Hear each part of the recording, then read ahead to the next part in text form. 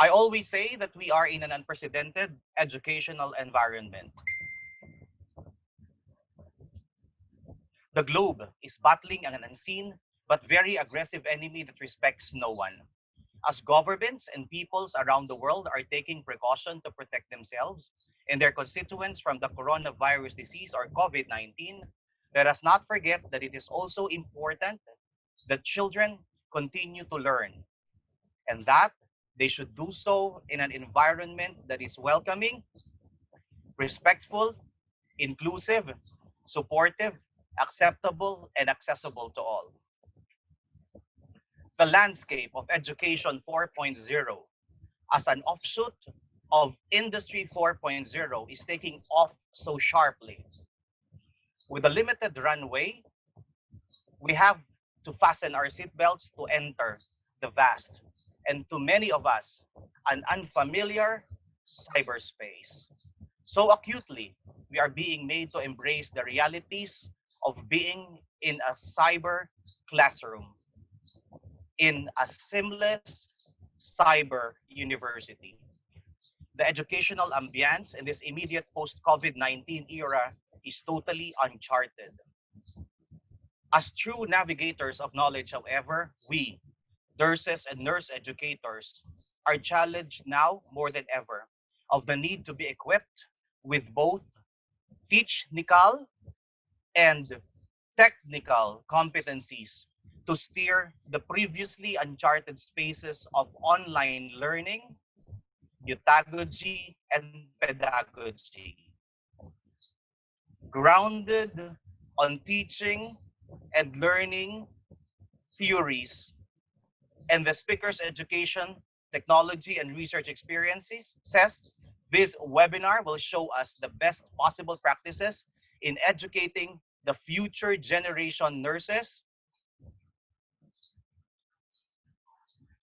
in the now challenging non-contact virtual environment. Friends and colleagues, you are now part of a webinar of the NCR Zone 1 Manila chapter entitled Nursing Education in Uncharted Waters, Navigating Online Teaching and Learning Environments. Guys, let's hit the ground, get the seminar going as I call on the Vice President of the Philippine Nurses Association Manila chapter and Dean of San Juan de Letran Calamba College of Nursing. Friends, let's all welcome Dean Maria Cherry Tanodra to give us the welcome remarks.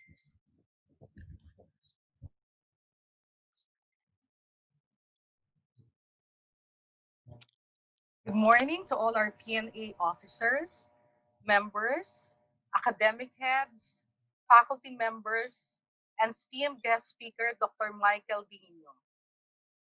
In the 21st century, nurses have been given great opportunities to expand their capacity to manage patient data, generate knowledge, and provide quality care because of the fast policy-driven changes in healthcare information technologies. National policies in HIT have accelerated the adoption of HIT technologies by clinicians and hospitals in the USA. Nurses' competency for using HIT is particularly important because we are the largest group of direct healthcare providers in the world. Nursing as a healthcare discipline has been on the forefront in terms of educating healthcare professionals who are specialized in healthcare IT. In the last 2 decades of nursing education, online education, and the online enrollment has been using the quality and safety standard in the nursing academy. The transition of online learning has improved from a basic discussion board in 1997 to virtual classrooms and simulations, and it has grown in enrollment and acceptance. It is especially captivating to nursing students who have difficulties in pursuing their education because of family and work demands or because they live too far from a school to attend classes. Distance education, which is often offered online, has become quite popular in nursing education most especially in the US. However, not all schools offer courses in this manner, like in the Philippines.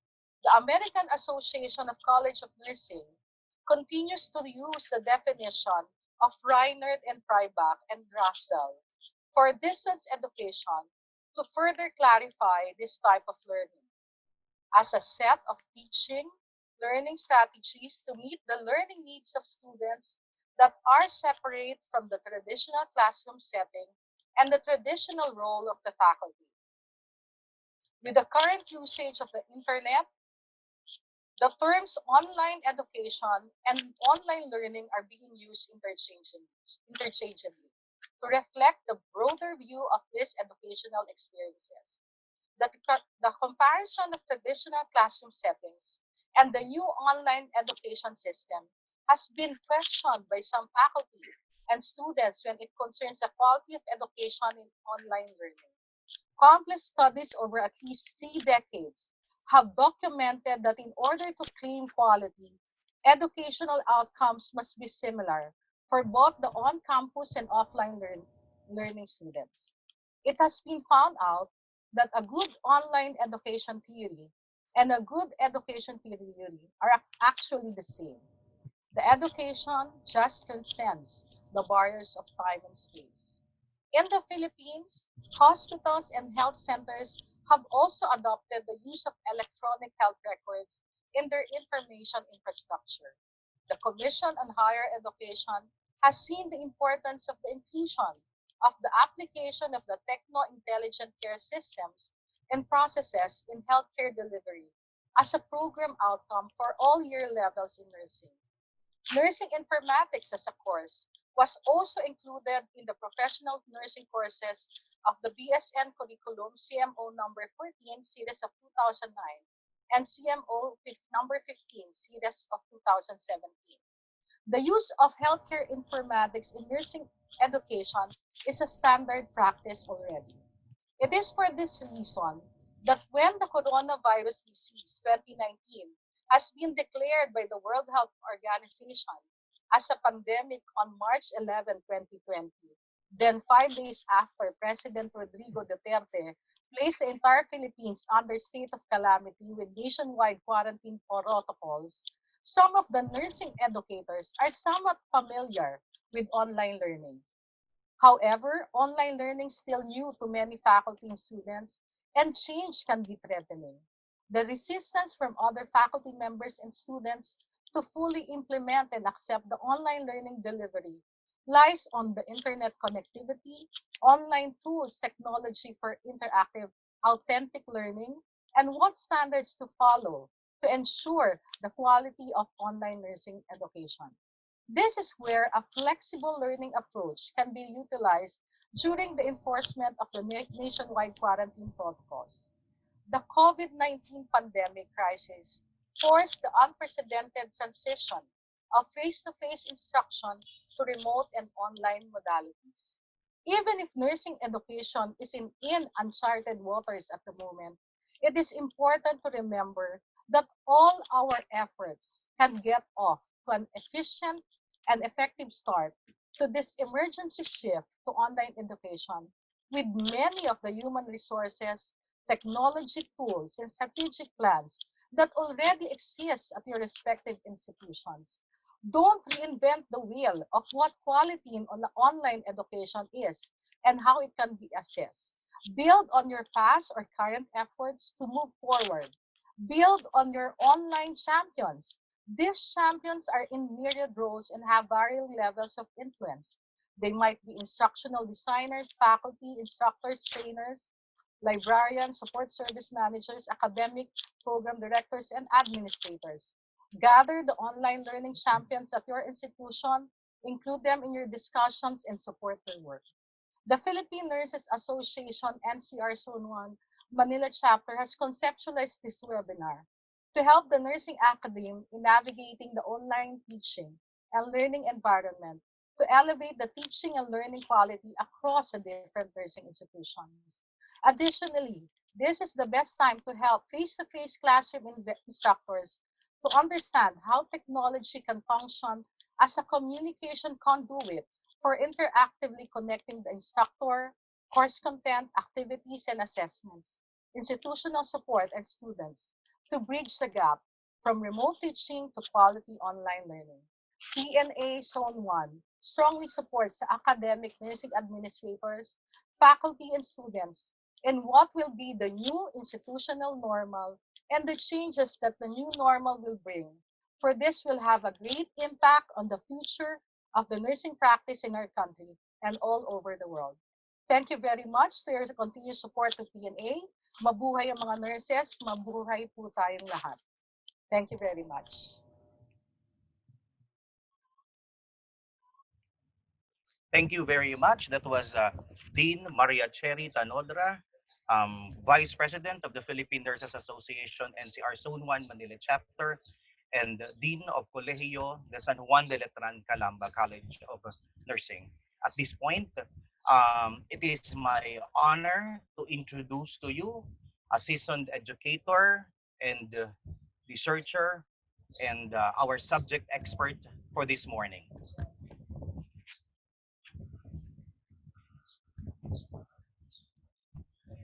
Our speaker for this morning is an Apple Distinguished Educator and a member of its Global Advisory Board from 2015 to 2017 for 2 terms.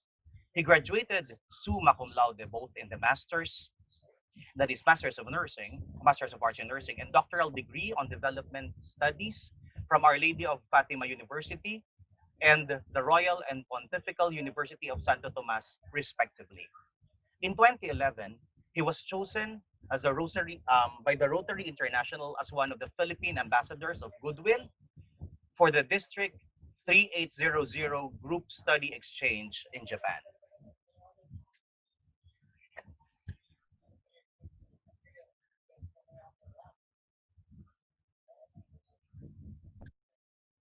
Our speaker is also the first Asian to win the Nurse in the Limelight Innovator Award given by Connecting Nurses in partnership with the International Council of Nurses, the Nurse Practitioner Healthcare Foundation, and the SIDIIEF and AFDET because of his telehealth in the community projects for seniors. At present, he teaches various research courses in his affiliation and functions as an academic consultant for informatics, outcomes-based education, simulation, and research in various disciplines. He was also invited as speaker on various local and international events of different organizations within and outside nursing, including PACU.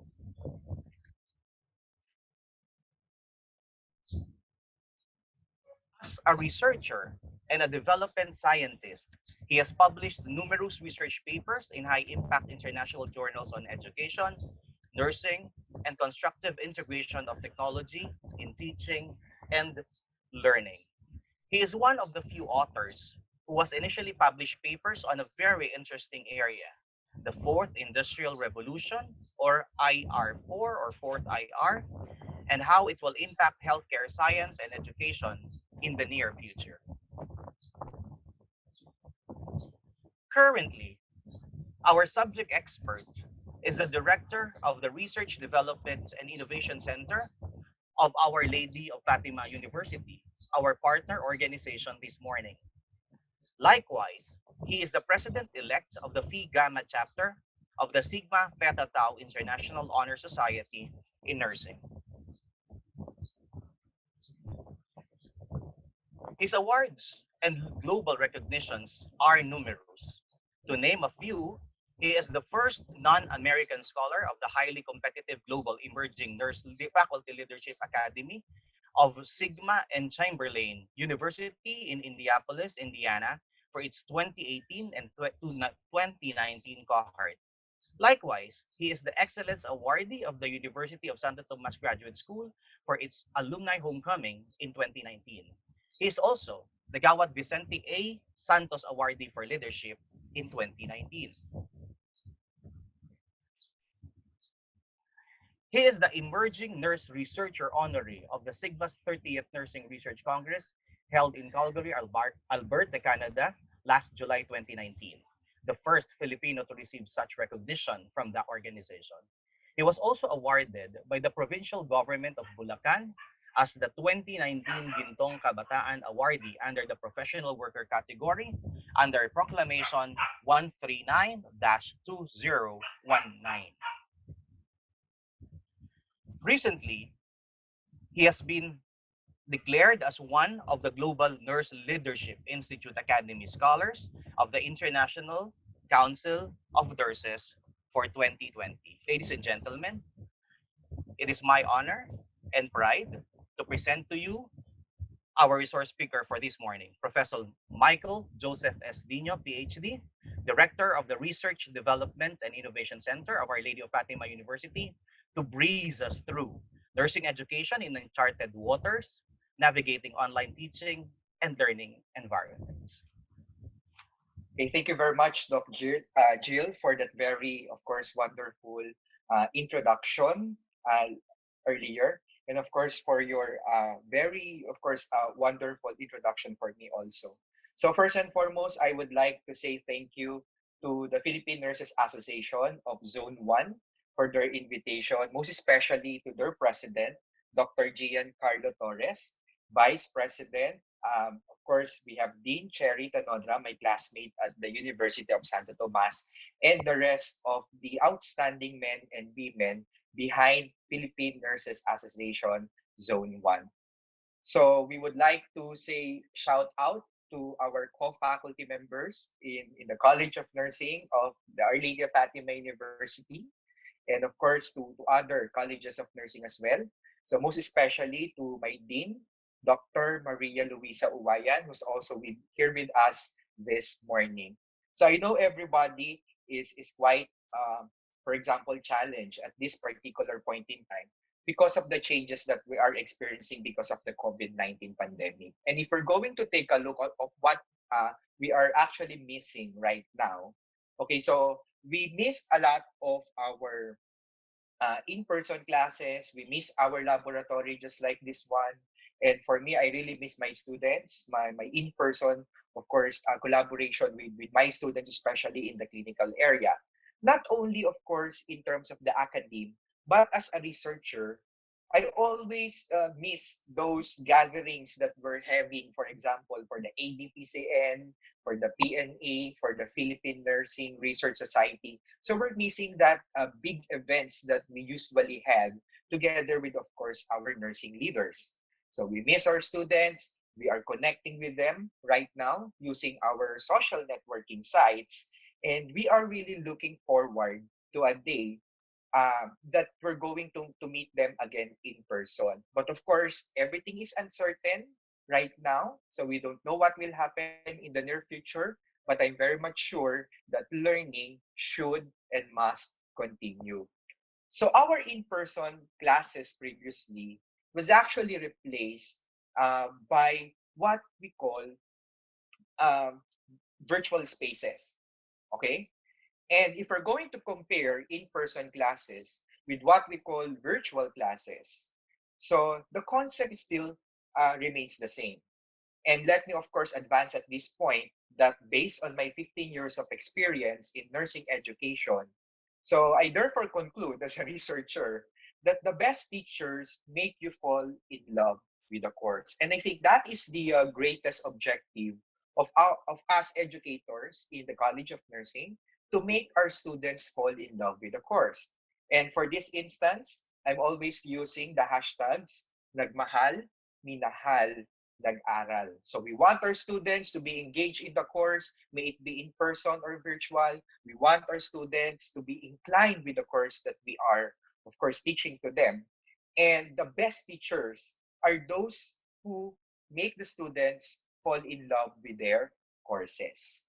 Okay, so previously, we are doing our best to make teaching and learning possible with the in-person classroom. So for example, even previously, we are using a lot of technologies in the clinical area in our simulation laboratories. We're using iPads, we're using tablets, we're using a lot of gadgets. So meaning technology is really our friend when it comes to nursing because technology is complementary to teaching and learning, may it be in person or of course, what we call the virtual classroom sessions. So this kind of scenario was now replaced by this one. So at present, we are very much, of course, aware that right now, to meet each and everyone, our co-faculty, of course, our faculty members, our students, so we meet them virtually. So most of you are using Zoom sessions. So a lot of you are also using Microsoft Teams. So right now, the in-person classes are replaced by what we call the virtual cyberspace, and we are doing our best to deliver the best instruction possible for our students amidst this time of the pandemic. So for example, so at this particular slide, I'm showing my common activities nowadays as a nurse educator. So some of our faculty members are already recording the nursing procedures at the laboratory or even at their own homes, for example, bed making, okay? And a lot of our faculty members also are creating their own content. They are now content creators and content curators. So some of them are already recording their lectures at Zoom. Some of them are recording their lectures at, of course, you have your Microsoft PowerPoint, and some of them are recording their voice to convert the lectures in what we call podcast. So for this particular session entitled Nursing Education in Uncharted Waters, Navigating Teaching and Learning in Online Environments, was actually derived from my previous speaking engagement with Paco, but this time, this is more focused in the nursing profession. So nowadays, because of this kind of pandemic, for me as a researcher, I can consider this as some sort of uncharted waters, meaning areas that we haven't been exploring previously, no? And the objectives of the this particular webinar are focused on the following question. So what characterizes the design of online learning environments? So we're going to take a look at what are the checklists for me to prepare for my class this coming school year. So most of you are having this August opening of classes. But for us, we have this what we call the special online summer term. So we already tested some of the best practices that I'm going to share with you. So what are some of the considerations and what do research tell us in terms of how can we make it better? Okay. So second question would be, how can educators navigate teaching in virtual spaces? So before, we only use technology to complement, but right now, of course, most of our activities are done online. So we will be talking about the synchronous or the live sessions. We will be talking about the asynchronous sessions, okay, where the students can access content whenever they want. Okay, and of course, the teaching and learning activities in line with outcomes-based education. And third, and the last part of our discussion will focus on answering the question, how can educators keep learners engaged in virtual spaces? Because as a researcher, I'm reading a lot of studies that will tell us, for example, mortality is high in terms of online learning. No, so a lot of students are being detached to instruction, okay, because for example, they might experiencing a lot of difficulties right now, not only in technology but of course in terms of their mental status. Okay, so a lot of students are not engaged, even prior to the pandemic. A lot of students are not engaged when teaching and learning is actually at virtual spaces. So we will talk about how to heighten the participation of our students, how to increase their interest in terms of their learning process. So this particular discussion will be anchored on some of the research papers that I published with my co-researchers before, and one of which was entitled Disruptive Engagements with Technologies, Robotics, and Caring. So for this particular article, this was actually published at the Nursing Administration Quarterly, an ISI listed journal. So this was published last year. And if you're going to take a look at this particular article of ours, I mentioned in the academic section of this particular article some questions about the future of nursing education. Our host has a very excellent introduction of what Industry 4.0 is. which is in line with also what we call the Nursing 4.0, and this will be tapped later. So right at the moment, with or without pandemic, we are asking these questions to nursing education. What are we going to teach? What should be taught to our students? How are we going to teach? And of course, where and when to teach. This was also in connection with one of the articles that I published in 2019 entitled Research Technology, Education, and Scholarship in the Fourth Industrial Revolution, or 4IR, or what we call the FIRE, Fourth Industrial Revolution, Influences in Nursing and the Health Sciences. So for this particular paper, I explored what will be the future of nursing education, especially, for example, that we are now living, gradually entering what we call the fourth industrial age. So at this point, let's take a look now at what is happening around us. So I attended a lot of seminars and conferences with regards to the status of the Philippines. And for this particular slide, it shows here some of the predictions, for example, of UP Manila.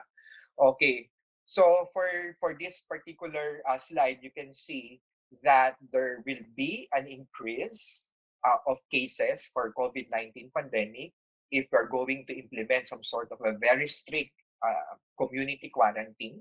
Okay, but right now, for example, we know the situations of the Philippines. So in some areas, it is actually lifted. And if we're going to take a look at the news, so the number of cases are really increasing, right?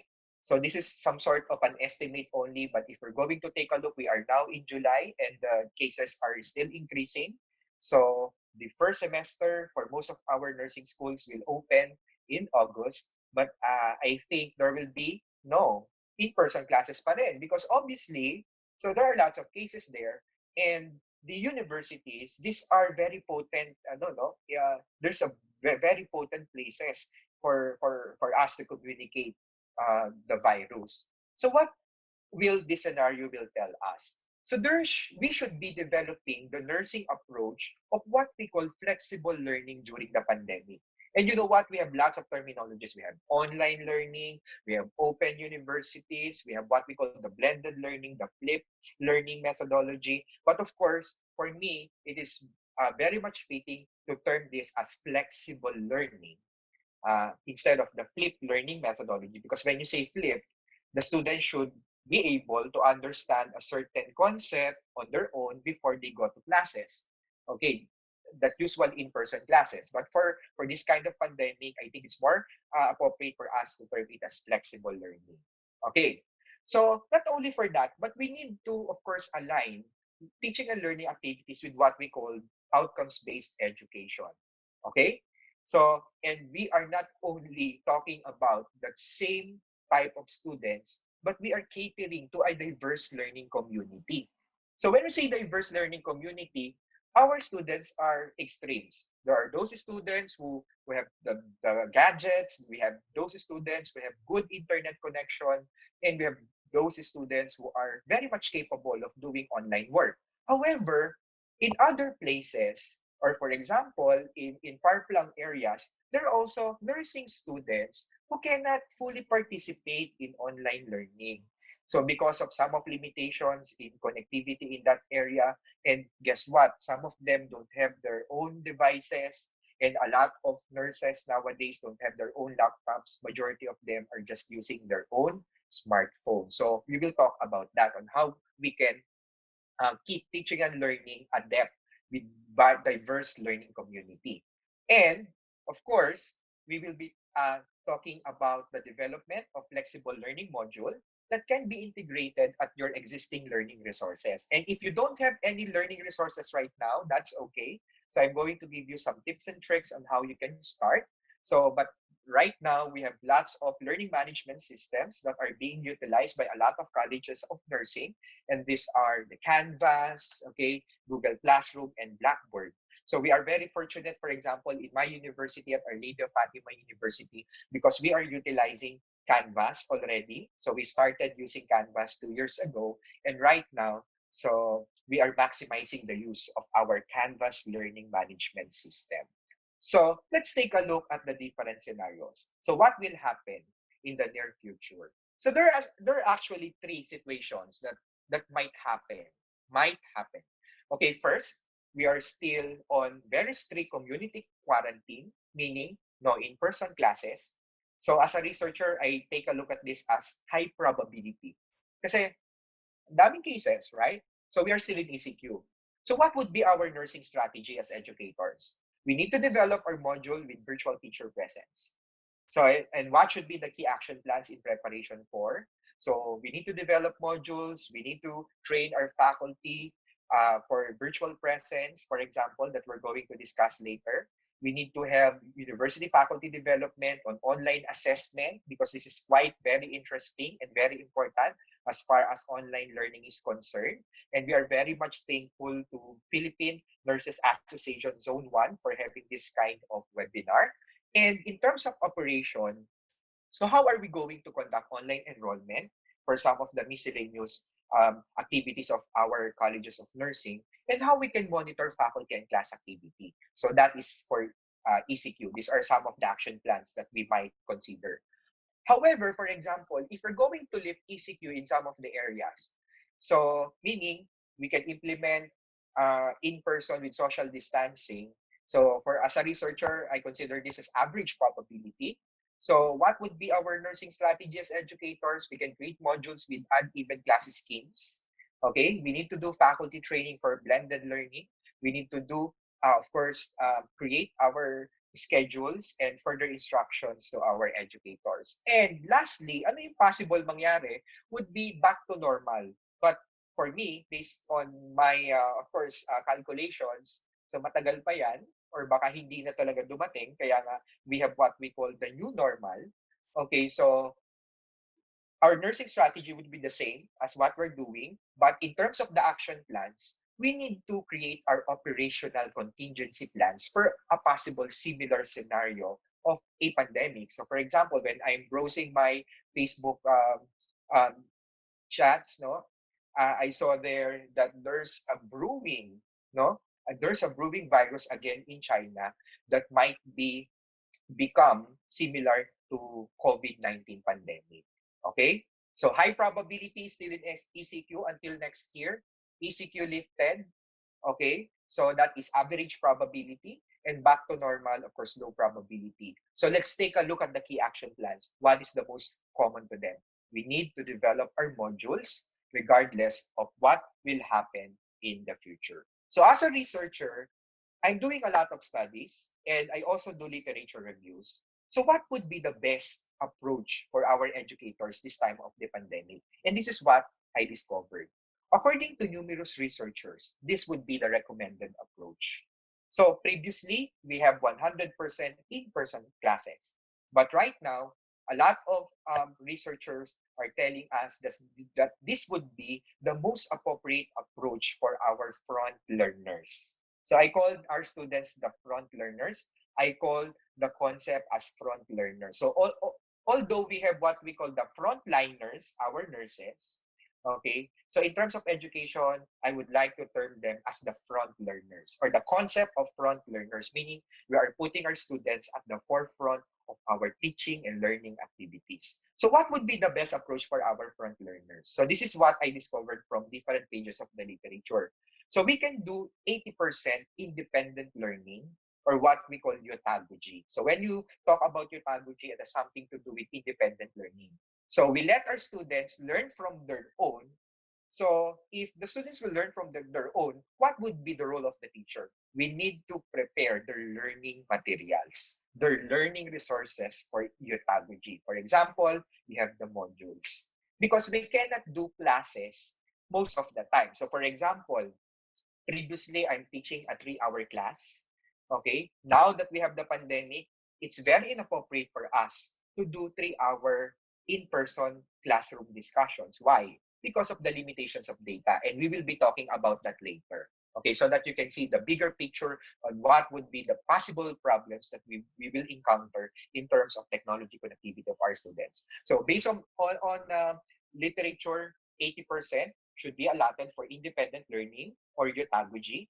So the students will use our prepared learning resources, okay, and 20% instructor presence. We can do what we call the instructor presence through our presence in social networking sites or Facebook groups that we're going to create along with our students. We can have this instructor presence at Zoom or what we call the synchronous sessions in Microsoft Teams, in webinars, etc. So 20% instructor presence. And one way to take a look at that particular approach would be this.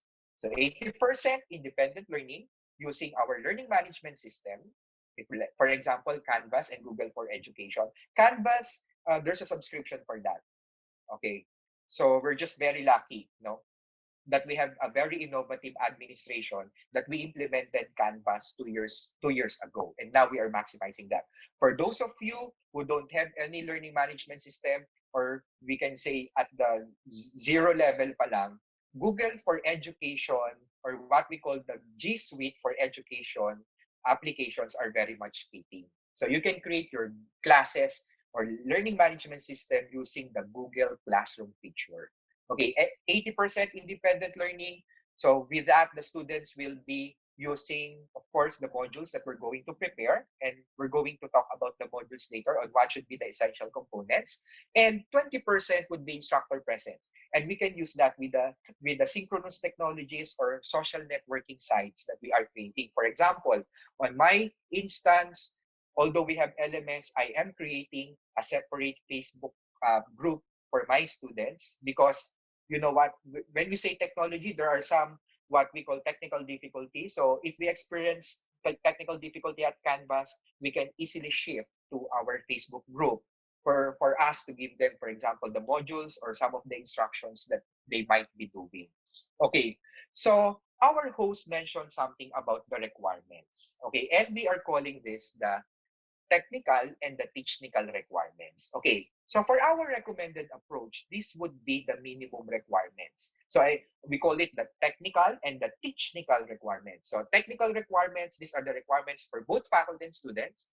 And for the technical requirements, these are the requirements for our faculty members. Okay, so let's talk about the technical requirements. So for the technical requirements, so they need to have their devices. They need to have their devices. So for example, if they have laptops or smartphones will do also. Okay, for the operating system, it must be Windows XP, okay, or Mac OS 10.6 and newer, and Linux Chrome OS. For mobile, they can have minimum of iOS 5 and newer or Android 2.3 and up. Okay, so these are the minimum requirements. And you know what? A lot of technologies nowadays, yung mga laptops natin, so kaya naman yung ganitong requirements po, no? And computer speed and processor. So based on our experience, ang recommended po would be 1 GB of random access memory. You can take a look at the packaging, no, or description of your laptop if you are not aware kung saan natin makikita siya. So you can check on your computer then settings. So we need one minimum of 1 GB of RAM, especially if you are a teacher, because you will be handling the online sessions, and 2 GHz processor. So most of our technologies nowadays, mga gadgets natin, that's 1.8 GHz. Pero if you are a teacher, for me, I recommend that your devices should be minimum of 2 GHz ang processor. And internet speed of minimum lang siya. So minimum 512K. And of course, we do understand that there are students who don't have their devices and even internet connection. So for this instance, learning is also possible. So what we can do is we can create what we call the learning packets, the printed packets that we can deliver every 2 weeks at their home. Then after 2 weeks, so you're going to get the assessments from the students that accomplish assessment. Then after that, you give the other, of course, you have your course packets. So yun, if the students don't have any technology, wala talaga. So they don't have, of course, the technology in terms of the device and the internet connection, we can use learning packets. Okay, but of course, this is higher education. Majority of our students have their own devices. Yun nga lang, kung hindi ganun kataas, so we will be adjusting that. So based on our teaching and learning activities. So in the next few minutes, I'm going to share with you some of the approaches that we can use kapag ang students ay high-tech at ang faculty ay high-tech paano ang gagawin natin? For example, both teachers and faculty are average, no, in terms of technology. And what are we going to do if both students and faculty are low tech? Okay. So how about for the technical requirements for our faculty? Of course, we need our tools. You need to have your own laptop, okay? Or minimum, you have your smartphones, but I'm telling you, it's very hard to create learning resources using only your smartphones. You must have minimum of a laptop with installed office suites. Okay, for example, you have your Windows, you have your, of course, Microsoft Word, you have your PowerPoint, etc. And we should also have that competence of developing learning materials because developing online materials is not an easy task, right? We don't we are not only required to compile, so we don't just compile, but we process them for us to when we deliver that to our students, they can easily understand the instruction. Okay, we need to have competence in conducting online Zoom classes, for example, or Google Hangouts if you want free. And we also need to create our appropriate assessments that are applicable to these virtual learning environments. So another one would be commitment.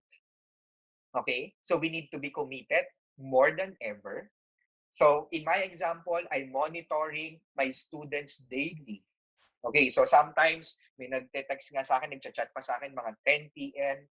In the evening. So, and the next day, I set some sort of limitations to my class. Class, you can only contact me between 8 to 6 p.m. Then beyond that, of course, we need to rest also. Okay. So yon. So you have to have this what we call commitment to our students to monitor them daily, okay, in terms of their participation. Because right now we don't have attendance, and attendance will be replaced by what we call participation. So before, if in the concept of attendance, we tag the students as absent or present, but in terms of online learning, we call them, of course, active, okay, non-active or active students. Okay. So yon, communication, of course, with our online learning teams. I know in your colleges you are creating these committees or groups that will plan for the this coming school year. And one of the most important, we need to have, of course, some sort of compassion to our students. And I know we have that. We really need to heighten our compassion to our students. We need to care for our students more than ever because we want them to learn even during this pandemic. And we are, of course, we are representing our schools and organizations. So we need to give our best foot forward because we are representing the nursing profession, we are representing our universities. So we should place ourselves on the shoes of our students. We should have a deep sense of concern to our students. And if we're going to summarize that for technical requirements, we need to have, of course, competence, commitment, communication, and of course compassion, and we're very much sure that we have that. Okay, so very important in preparing to have a very impactful teaching and learning activities online, there are some recipes or ingredients for the recipes that we need to prepare. Okay, so before we develop our learning materials, before we develop on how we're going to go through this kind of virtual education, we need to ask ourselves several questions. And this is also based on literature. So I just summarize it in such a way that it will be easier for us to understand. First, you need to know your learners. Right. So you need to know your learners. So meaning we're talking about the people. So you need to have a pulse of who will be your students. So in the College of Nursing, some of these students are the former students of our co-faculty. So we need to have that some sort of grasp on the type of students that we're going to have for this first semester. So it involves assessing their characteristics, their primary and secondary characteristics. For example, for for the upcoming semester, my students are mostly at this age bracket, and my students are mostly female. So because research shows that students who are female students have this some sort of resilience in terms of online classes as compared to what we call male students. Okay, so kailangan alam natin yung mga characteristics ng students natin. Not only that, but we need to learn their capacities also. So number one, know your learners. So just like, for example, there's no cookie cut approach in education. My approach for this group of students for this section might be different from this another group of students from a different section because they have different primary and secondary characteristics. Okay, so second question would be to know your course. And for me, there's no doubt for that. So in our colleges of nursing, we are giving the course, the appropriate course or subject to the expertise of the teachers because this will be the product of instruction, right? So meaning in terms of the teaching and learning for planning, the course is the product of the teaching and learning planning. So we need to know the course description, ano ba yung title, yung purpose, yung focus, and an outcome. Is it, are these aligned with my expertise? Kasi if that is not your expertise, no, so don't accept that particular course because may it be in person or virtual classes, so it's very hard for you to manage that if that is not your expertise, right? So we need to match the course with the expertise of the teacher. So if you are having problems teaching a course with what that is not in line with your expertise prior to ECQ, much more now that we are in the virtual environment. Okay, third question, know your media. So I'm talking about the process. How capable of you to handle synchronous and asynchronous classes. So I'm talking about the teaching learning activities and the kind of interactions that you're going to do with your students. So for example, you don't know how to use Zoom, so maybe you can use other platform, right? So know your available media. Uh, Another thing, so you are teaching, for example, fundamentals of nursing and a lot of activities. So is it possible for you to record some of the procedures in your own home? If that is not possible, or can you have this some sort of a pass in your laboratory wherein you can record that particular procedures? So know your media. Do you have the capacity? Do you have the capacity, for example, to create podcast? Do you have the capacity to create your own videos or your own PowerPoint presentations? So we need to consider that. And lastly, you should know your available resources. Not only your available resources, but of course, the available resources of your students. And we can categorize this into several dimensions, such as technologies and platform. Are you high tech and high net? Are you average tech or your average net? And are you low tech or low net? So we need to consider that also. Because for example, if you are low tech, maybe you can just create podcasts. But if you are high tech, you can create videos. Okay. But if you are, for example, in the average tech, you can just create low resolution videos for your classes so that you can upload, no, that the students can access anytime that they want. So with this particular discussions, so two important theories are very much important. Okay, so we have what we call the dynamic instructional design. We need to consider a lot of things, just like what I mentioned before, and technological pedagogical content. That a successful delivery of online instruction should entail consideration of three important concepts. And these are pedagogy, technology, and content.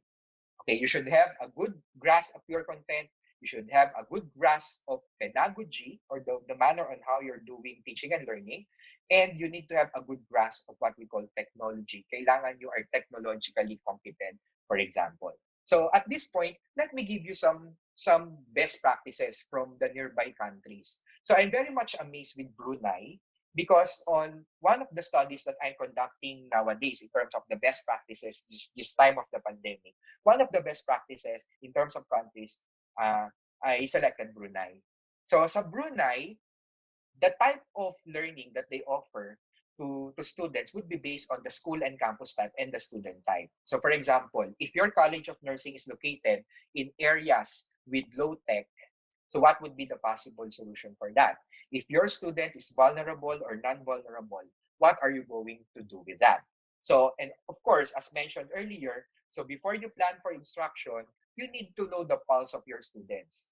So for example, in our university, because we are a very research-intensive university, no? So we did a survey, a technological survey to our clients, We identified what are their teaching, learning preferences, how capable are them to have this what we call synchronous classes, and na-discover namin yung mga data or mga trends na dapat namin i-consider so before we plan our online learning. For example, one of the amazing things that we discover would be a lot of our students are using only smartphones. Only 40% of our students have their own laptops, but a lot of them are using smartphones. So maybe when you design instructions, when you design assessment, they should be compatible with mobile platform also. It need to be compatible with their mobile phones also. Okay? So we did technology surveys to know if our students have this capacity, and the approach is different per campus. So for example, in the campus located in Metro Manila, the students are very much capable, so we can maximize the use of technology. But in campuses that are located in the provinces, so we can do some sort of limitation to some of the synchronous activities that we are doing. We also did a lot of studies in terms of technology requirements. And we produce this particular guide to our students in connection with a study that we have reviewed from Smart Telecommunication. So for example, let's talk about data now. If you have 1 gigabyte of data, you can do the following. For example, 14 hours of researching articles at Science Direct. It can create over 50 assessment task documents. You can send and receive 1,000 emails for 1 GB of data, 1 hour of real-time synchronous video conferences, and the student can watch 45-minute recorded lectures for 1 GB, and send and receive over 1,000 messages online. So if you want to go forward, no, to go beyond that, so for usually one Zoom sessions, it can based on our study, for 1 hour Zoom sessions, it can eat up maximum of 2 GB of data. Pero depende pa rin if you're going to show videos or you're going to have some sort of activities. So mga 2 GB of data for 1 hour. But the problem is, most of our students in the College of Nursing are taking several courses at once, di ba? Yung usual ano. So we might consider how much data will the student need for that 1 week if he or she is enrolled to several subjects. So this is very much important because you might experience some challenges at the middle if you will not consider the data requirements for online, synchronous, and asynchronous classes. Okay, kaya nga, one of the best approaches would be, for example, our university president is partnering with a lot of technology companies. Dr. Caroline Marin Santos Enriquez is also the president of Philippine Association of Colleges and Universities, and Paco is doing a very great job in communicating and collaborating with the potential providers of low-cost internet connection. So on our colleges of nursing, maybe we can do something like that. Okay, so in terms of online learning, we have what we call the synchronous and the asynchronous. In my experience as an educator, these are the teaching and learning activities that I'm doing for my class under the synchronous and the asynchronous. Of course, we only have 1 hour discussion for this webinar, and I cannot discuss each and every item for this particular slide. But just to give you an overview for my online class, we're doing a good mix of synchronous and asynchronous learning using these activities and the appropriate technologies for that. For example, in my graduate school classes, we are doing what we call the structured brainstorming. And for the structured brainstorming, we are using the breakout feature of Zoom. Okay, in terms of the asynchronous, dun sa assessment namin, we are using a lot of technologies for that. Sometimes we are using Kahoot. Sometimes we are using Mentimeter for that purpose. So you can really mix and match eh. Pero we need to consider, guys, that not all tool are effective. Kasi minsan, sometimes, if there's new technology that is really very impressive, gagamitin natin. But we don't really consider if our students can accommodate the data. Oh, wow, this is good. This is, gamitin ko to. So not all cool are effective. we need to place pedagogy first before technology. Kasi for some of our teachers, oh, I learned how to use this application. So gagamitin ko to. No. You consider the content of your instruction. You consider your intended learning outcomes. If I'm going to use this particular application, will it help me achieve that intended learning outcome for my students? Again, not all cool are effective, and pedagogy before choosing your technology. Okay, so for example, you've mastered all of this, or you are exploring this kind of technology. Another challenge in what we call virtual learning environments would be yung engagement ng ating mga estudyante. How can we make them more engaged? During the in-person classes, some of our students are not really engaged. While I'm talking, for example, some of them uh, are chatting using their mobile phones.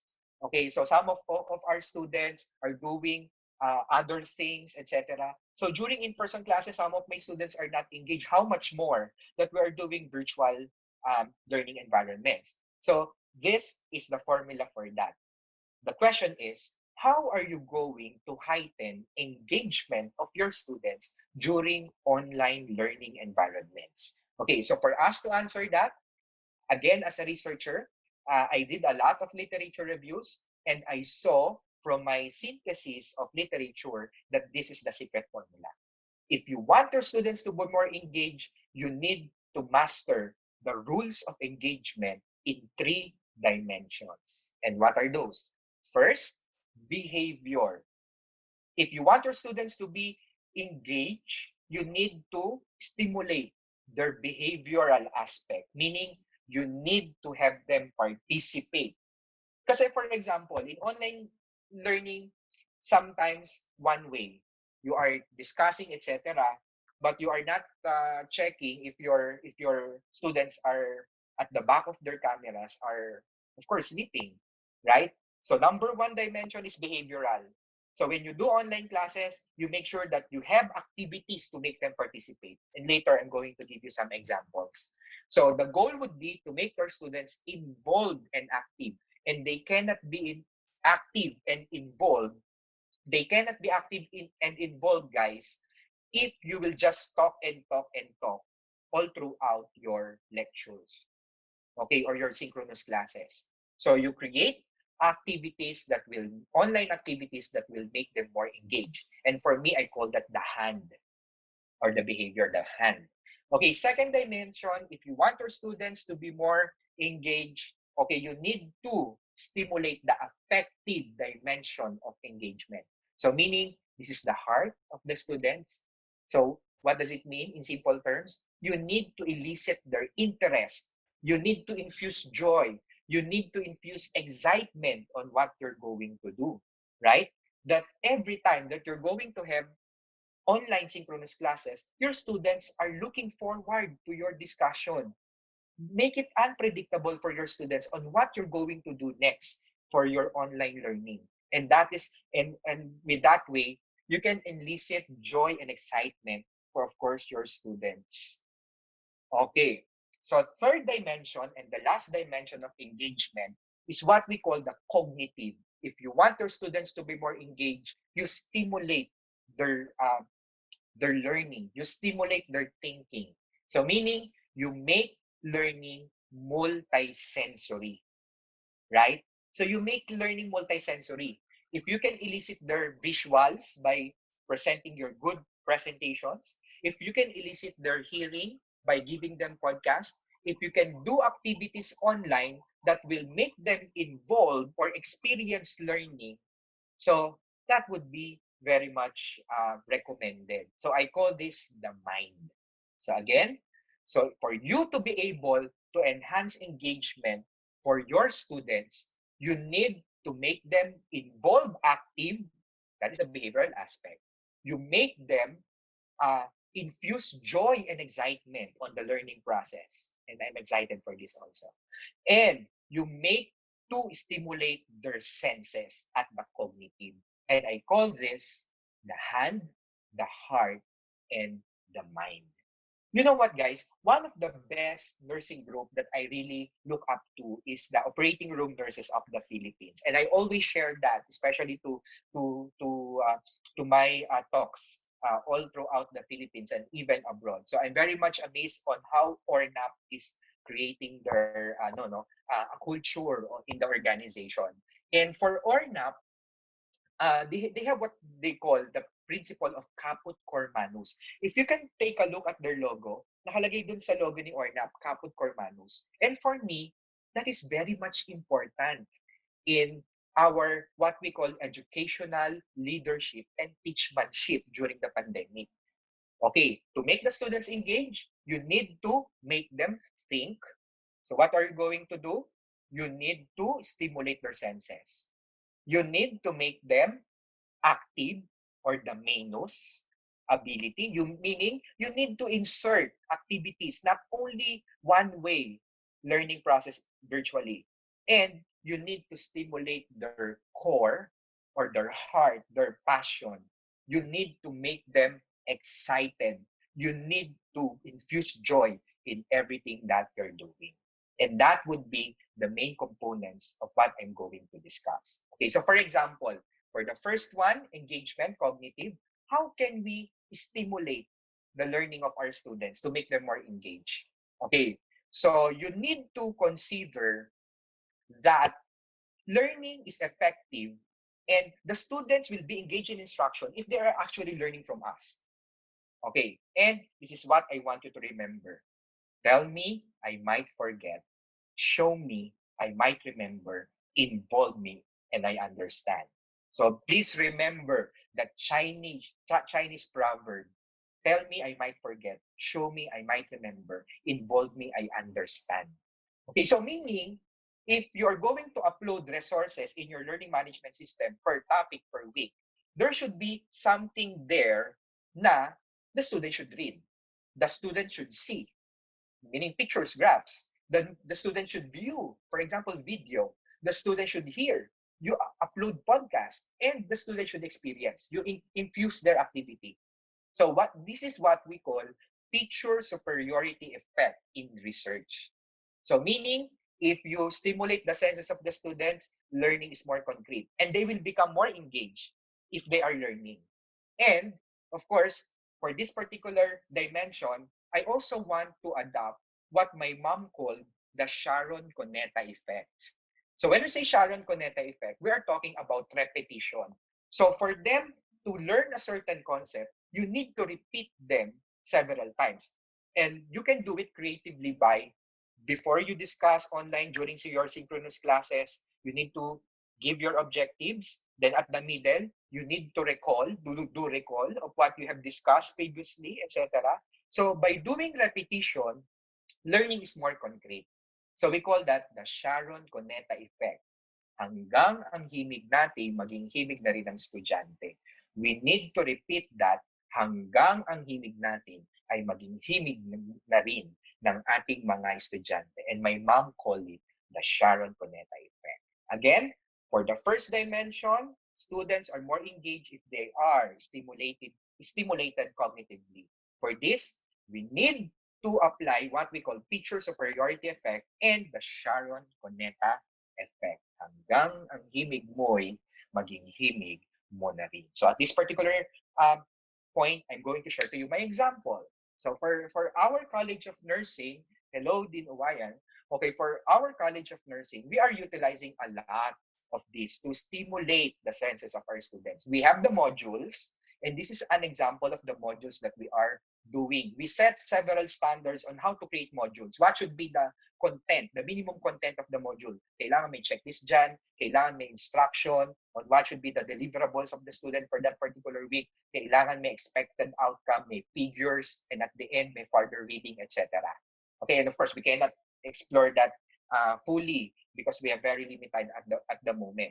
Okay, so mukha lang mahirap gawin yan, but of course, we have templates in the College of Nursing, and we are creating modules for our students. Why modules? Because modules are very much flexible.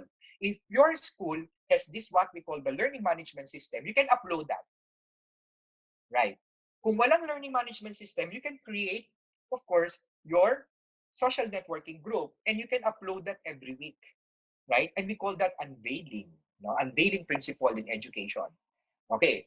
And if the students don't have any technology, you can just print that, compile that, and that will serve as the learning package for your students. Kaya flexible ang module eh.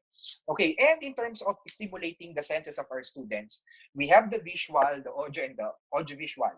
So we are using the following tools to record podcasts, to record our PowerPoint presentation, etc. Because for those students who cannot attend our synchronous learning because of limitations in their connectivity, we can record them and they can access them anytime that they want.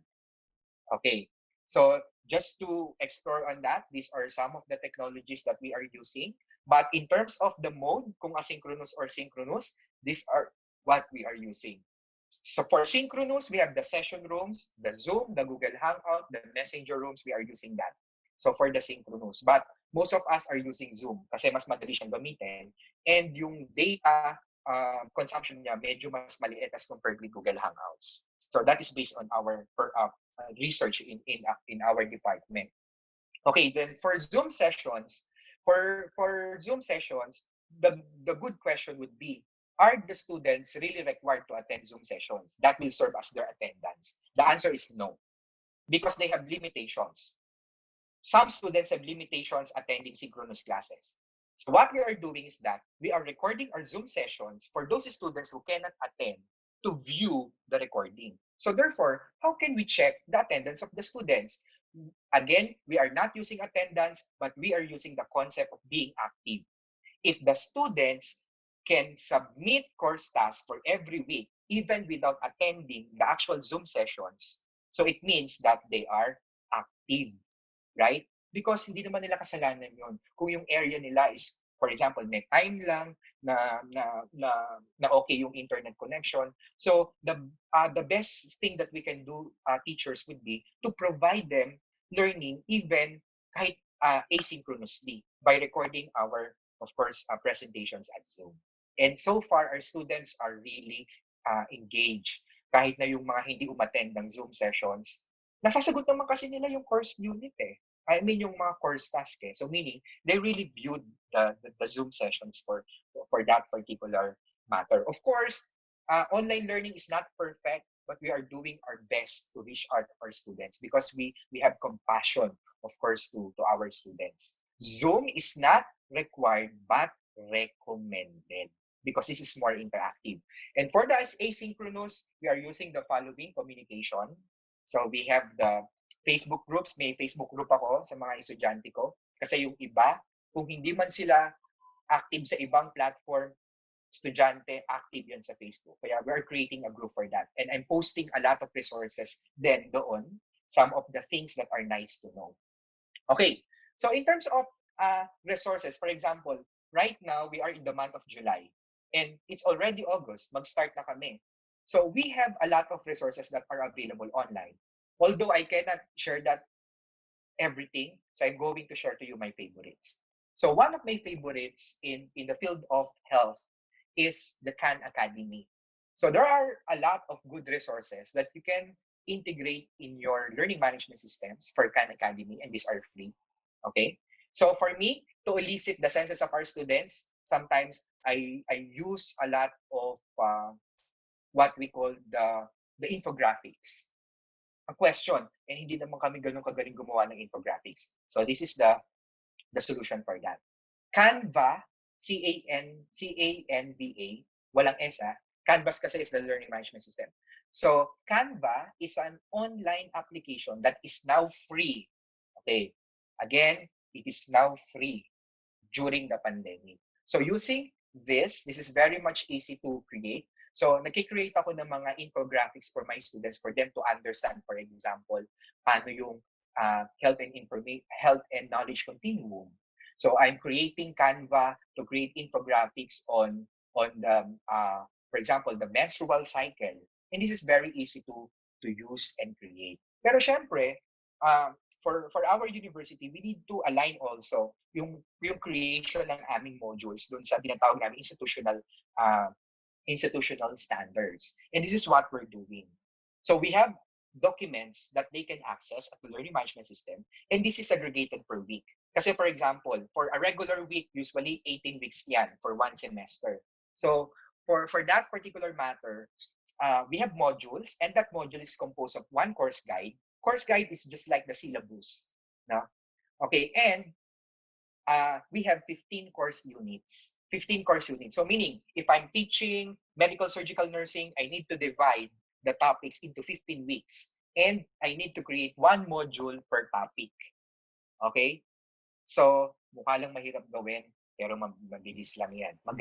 Mukha lang mahirap kasi may layout, but these are actually template that were created. You just need to insert, of course, the information inside those templates. So this is our best practices for that. And just to give you an example, I'm doing this.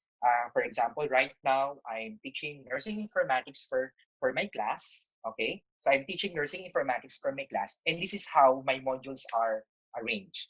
For example, module 1 for prelim, module 2 for midterm, and module 3 for final. So divided siya into several grading periods. So 5 course units for each of the grading period. And for every course unit, merong course task ang estudyante that they need to submit to me, and doon ko kinukuha yung grades ng estudyante in addition to other things. But of course, for the grading system, we have very limited time. I will not discuss on assessment. Okay, so this is my plan.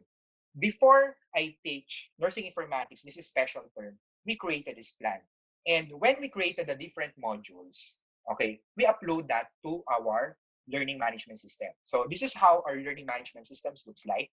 So if you don't have learning management system, again, there's a free application for learning management system. We call that the Google Classroom. I have separate discussions for that.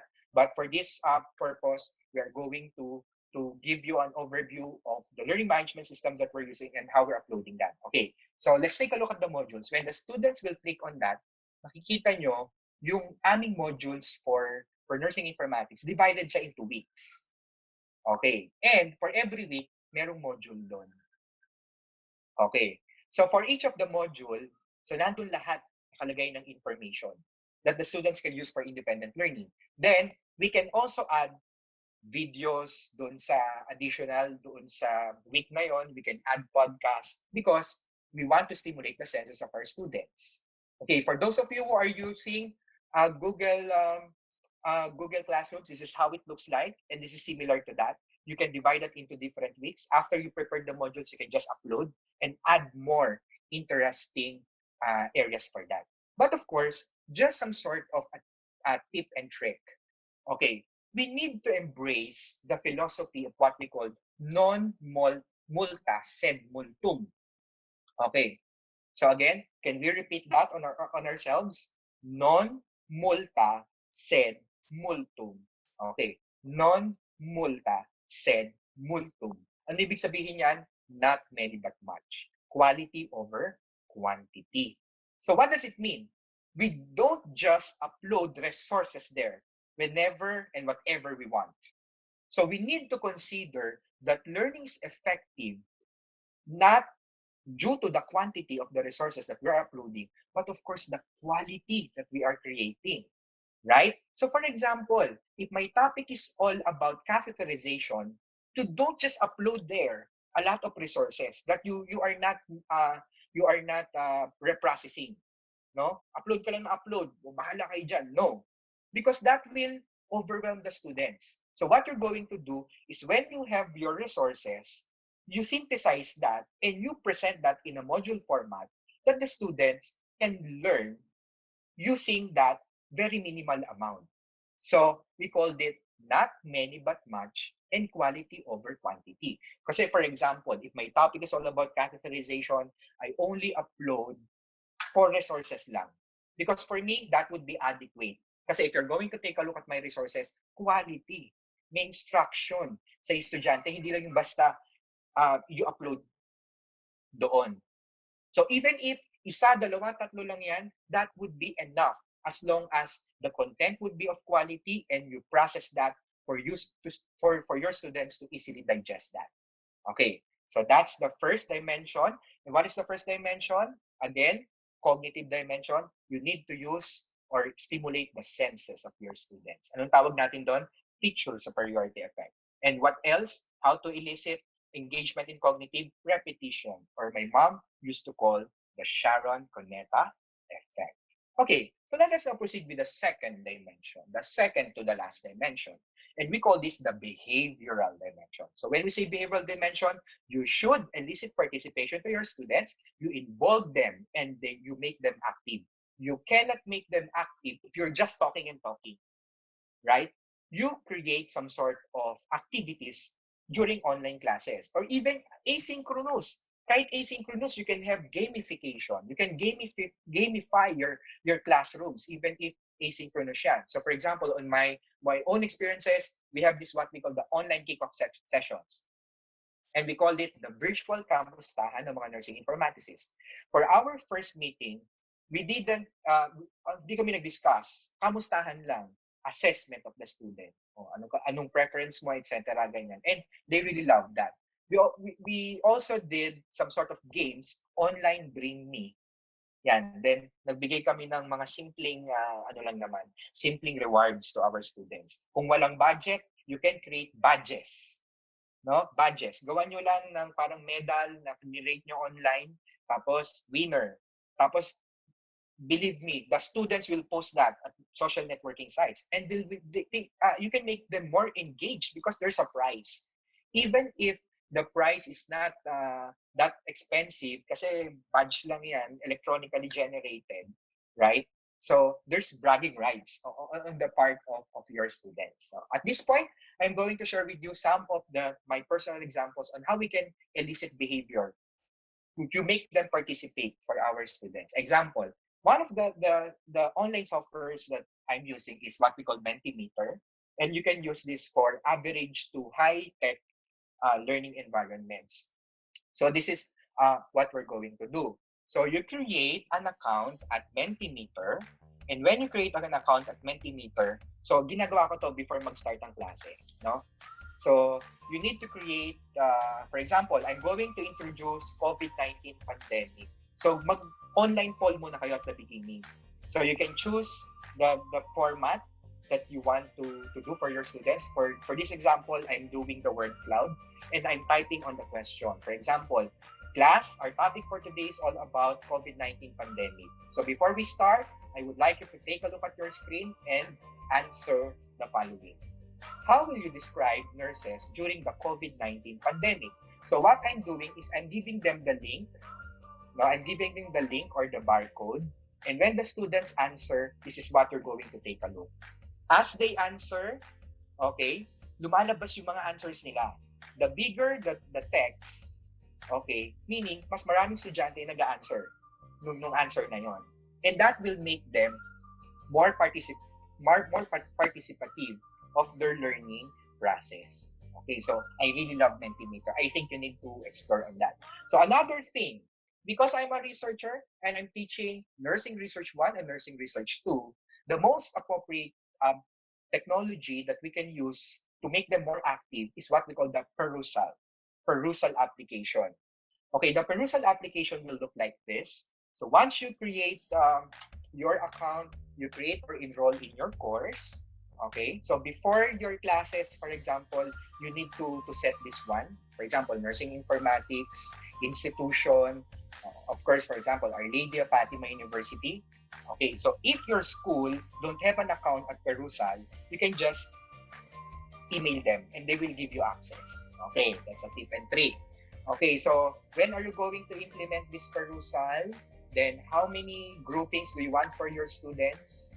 Okay, then after that, you can complete your setup. By the way, Perusal is used for group literature reviews. So meaning there's an article there that you will upload, then let your students do the markings, highlight nila yan, mag-comment sila kung ano sa sinabi ng researcher, etc. So after you complete the setup, okay, so you give the link to your students, and this is how it looks like. Yan. So you have that article, and the students can highlight, you can ask questions, what do you think of this phrase, etc. Because for research subject, it's very much important for them to come up with good literature reviews, for them to have a good research objective. Okay, PowerPoints are very much common nowadays. Pero PowerPoints are, sabi nga natin, masyado ng common. To elicit, no? To elicit interest, participation to your students, you can use the new feature of what we call the Prezi instead of the PowerPoint. So how does it look like? Diba pag nagpa-present tayo, just like this webinar, lumalabas dyan yung slide. But there are some instances na you will see me on the video and dito nagpa-pop up yung mga dinidiscuss ko. And that would be more engaging.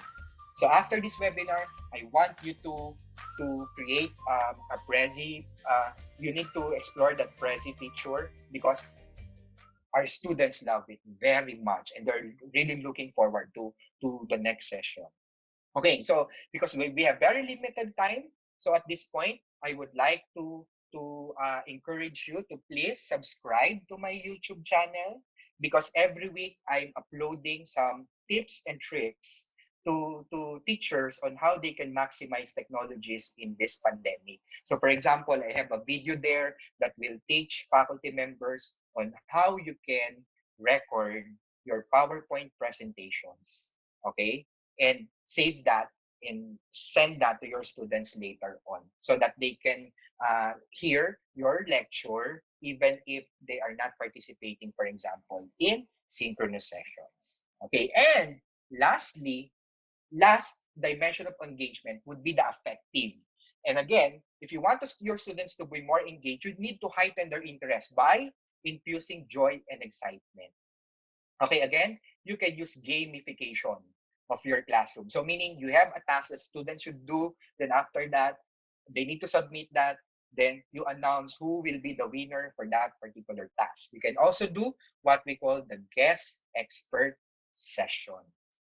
Okay, so earlier, our host gave a very introduction of the fourth industrial revolution. And you know what, guys? In this fourth, as we approach the fourth industrial revolution, there are some concepts in 4IR that we can implement to what we call virtual learning environments. Okay, kasi ngayon, wala na tayo sa first industrial revolution. We are not in the second industrial revolution. We are on the third industrial revolution and we are entering the fourth industrial revolution. So, ano yung sinasabi ng research about the fourth industrial revolution in terms of education? I found this very interesting website. So, these are some of the concepts that are under the fourth industrial revolution. And right now, I'm exploring this on how I can implement this to my students. For example, paano ko gagamit ng artificial intelligence for my students. And this is really amazing, guys. No? So this is really amazing. So for example, I'm teaching nursing informatics. I introduce to the students the concept of technological singularity. And when you say technological singularity, this is the hypothesis that there will come a time that a computer will soon overcapacitate the capacity of the human mind. Okay? So yon. And as a researcher, you know me. I'm very much inclined in terms of technology. I'm very much inclined of artificial virtual reality. I'm very much inclined of robotics. In fact, I'm doing a lot of robotics research in partnership with Tokushima University. But as of the moment, the area of artificial intelligence that I'm introducing to my students, okay, is what we call yung paggamit ng mga virtual assistants. Because the use of virtual assistant is very much useful for the healthcare field. For example, as you can see now, here's a video uh, employing artificial intelligence in the hospital. So my students at nursing informatics class, they're asking, Doc, how does it look like? For example, you're telling the device, please, uh, for example, increase the height of the bed, or for example, for that artificial intelligence to please give you guided imagery. So I'm doing that in my class by the use of course, Amazon Alexa. And at this particular point, I'm going to do a demo. Okay, magde-demo ko kasi meron tayong special guest. Hindi lang ako yung guest nyo, meron tayong special guest. And this is Amazon Alexa. Ginagamit ko sa klase and we're having this activity known as the Ask Alexa, Beat Alexa. Okay, ang gagawin ko, magtatanong ako, tapos i-answer yun ng mga estudyante, then check namin kung paano siya i-answer ni Alexa. Then we will do some sort of additional information for that. Example, Alexa, what is the treatment for COVID-19? Typical treatments to manage the symptoms of COVID-19 include supportive care. Okay, so yon. So after the Alexa answered that, we're asking the students, okay, so what are some of the supporting care na binibigay for a patient with COVID-19? So using artificial intelligence. Another thing, Alexa, Sorry, Alexa, I'm not sure. Alexa, who is the lady with the lamp? According to another Amazon customer, Florence Nightingale, Lady with the Lamp. During the Crimean War, Florence Nightingale organized a corps of nurses to care for soldiers, thus beginning her foray into the world of medical care and treatment. Okay, so that's the artificial intelligence. Then we ask our students, what are the other things that you know about Florence Nightingale? And I can also demonstrate that this particular device can also be used in hospitals. In fact, this is being used by other hospitals already to turn off and turn on the lights. Example, I will use Alexa to turn off the lights. Alexa, Alexa, okay, turn off the light. Alexa, lights on, please. Okay, Alexa, light blue. Alexa, light white. I'm not quite sure what went wrong. Okay. So yon. Alexa, what is the weather for today? Right now in Commonwealth, it's 88 degrees Fahrenheit with mostly sunny skies. Today's forecast has some sun and thunderstorms. Alexa, with a high of 8. Stop. Okay. I can also ask Alexa to, for example, during our discussion, there's a student who has a birthday on that particular day. So we ask Alexa to sing a happy birthday. Alexa, please sing a happy birthday.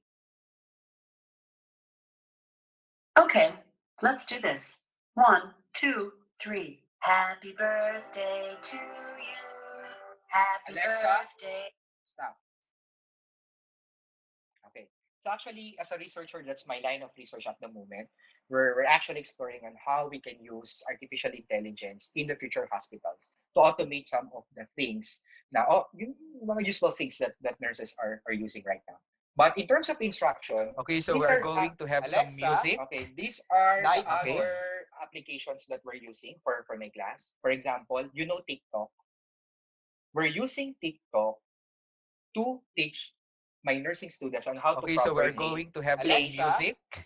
lights Okay. on Ma'am Muji, leads dun Sir sa chest Sanyo. ng patient. Okay. And Okay, you know una what, muna guys? I first, can Just like also real ECG. change ECG. the light. Savage love, did somebody break your heart? Looking like an angel, but Okay, so you know what? There's a saying that goes, teach a man the way he should go, and when he is old, he will not depart from it. I think as educators, we need to also know the interests of our students. Why? Because if we're going to inline their interests with the subjects that we are teaching, they will never forget that. And they will infuse joy on what they're doing. They are really excited online for your class, and they will really appreciate, of course, what you are doing. So at this point, after discussing the dimensions, so what should be the my proposed recommendations for our school administrators? So in this time of the pandemic, we need to consider a lot of things: the purpose, the people, the process, and the product. Our colleges of nursing should also do some sort of a game plan for us on ano bang gagawin natin. How are we going to go about this to make it more seamless and of course useful? And whenever I talk about technology, I always remember my experiences as an Apple Distinguished Educator. So when you say Apple Distinguished Educator, this is a group of educators who are working uh, to use amazing things with Apple technology. But of course, being in a developing country, I'm not only using Apple, I'm using a lot of technologies that are cost effective for my students. So every year we are having this what we call Apple Distinguished Educator Institute. I'm very happy because I became a part of their advisory board for Asia and the Pacific for education. And the last meeting that we have is the Worldwide AD Institute, which was conducted in Texas. And during that time, we have I made some sort of a reflection because during that time we have a project. We knew us that everyone can create project. Hashtag everyone can create, because we do believe as educators, medicine, nursing, pharmacy, medtech, using your tools, you can do a lot of things. Everyone can create, even how simple, no? Even how simple is that? You can create a lot of things, of course, for your students. So as an educator, I really embrace technology, no? I develop ebooks for my students, and I know you can do these things also. So at the first slide, I mentioned that the best teachers are the ones who make students fall in love with the subject. Nagmahal, minahal, nag-aral. Pero at this point, please allow me to say that also the best teachers fall in love with their teaching. Okay? And the hashtags, nagmahal, minahal, nag-teach. How can you assess if you are ready for virtual learning? You need to ask yourself, am I excited to meet my students? You need to place yourself at the shoes of the parent. If if the teacher will use this, will I allow my students to be under his or her class? And finally, place yourself on the shoes of your students. If you're going to implement this synchronously or asynchronously, will my students appreciate it, or will my students learn from the techniques that I'm doing? Now that we are in the pandemic, we would like you to embody the values of being a virtual teacher. That you are not only a teacher, but also an advisor that will tell the students what they need to do, a coach that will show you how to do it with the use of technologies, and a mentor that will make the students feel good. I know some of our nursing educators are not that techy, but of course, sabi nga ng Milo, great things start from small beginnings. And if we want to bring about quality in virtual spaces, we need to start it on our own, and we need to walk the talk. Teachers and leaders think, act, listen, and keep an open mind. So I know the time is very much limited. I have lots of things that I really want to share with you if you want to go deeper. But please subscribe to my channel at YouTube. Okay, it is termed as hashtag Dinified, because I'm uploading there every week some tools that the teachers might, of course, use. So, and at this point, I would like to end my session by introducing to you one of my favorite quotes from one of the novels that I really love. And this is from Dan Brown. May our philosophies keep pace with our powers. May our compassion keep pace with our powers. And may love, not fear, be the agent of change. Again, caput, core, manus. Thank you very much.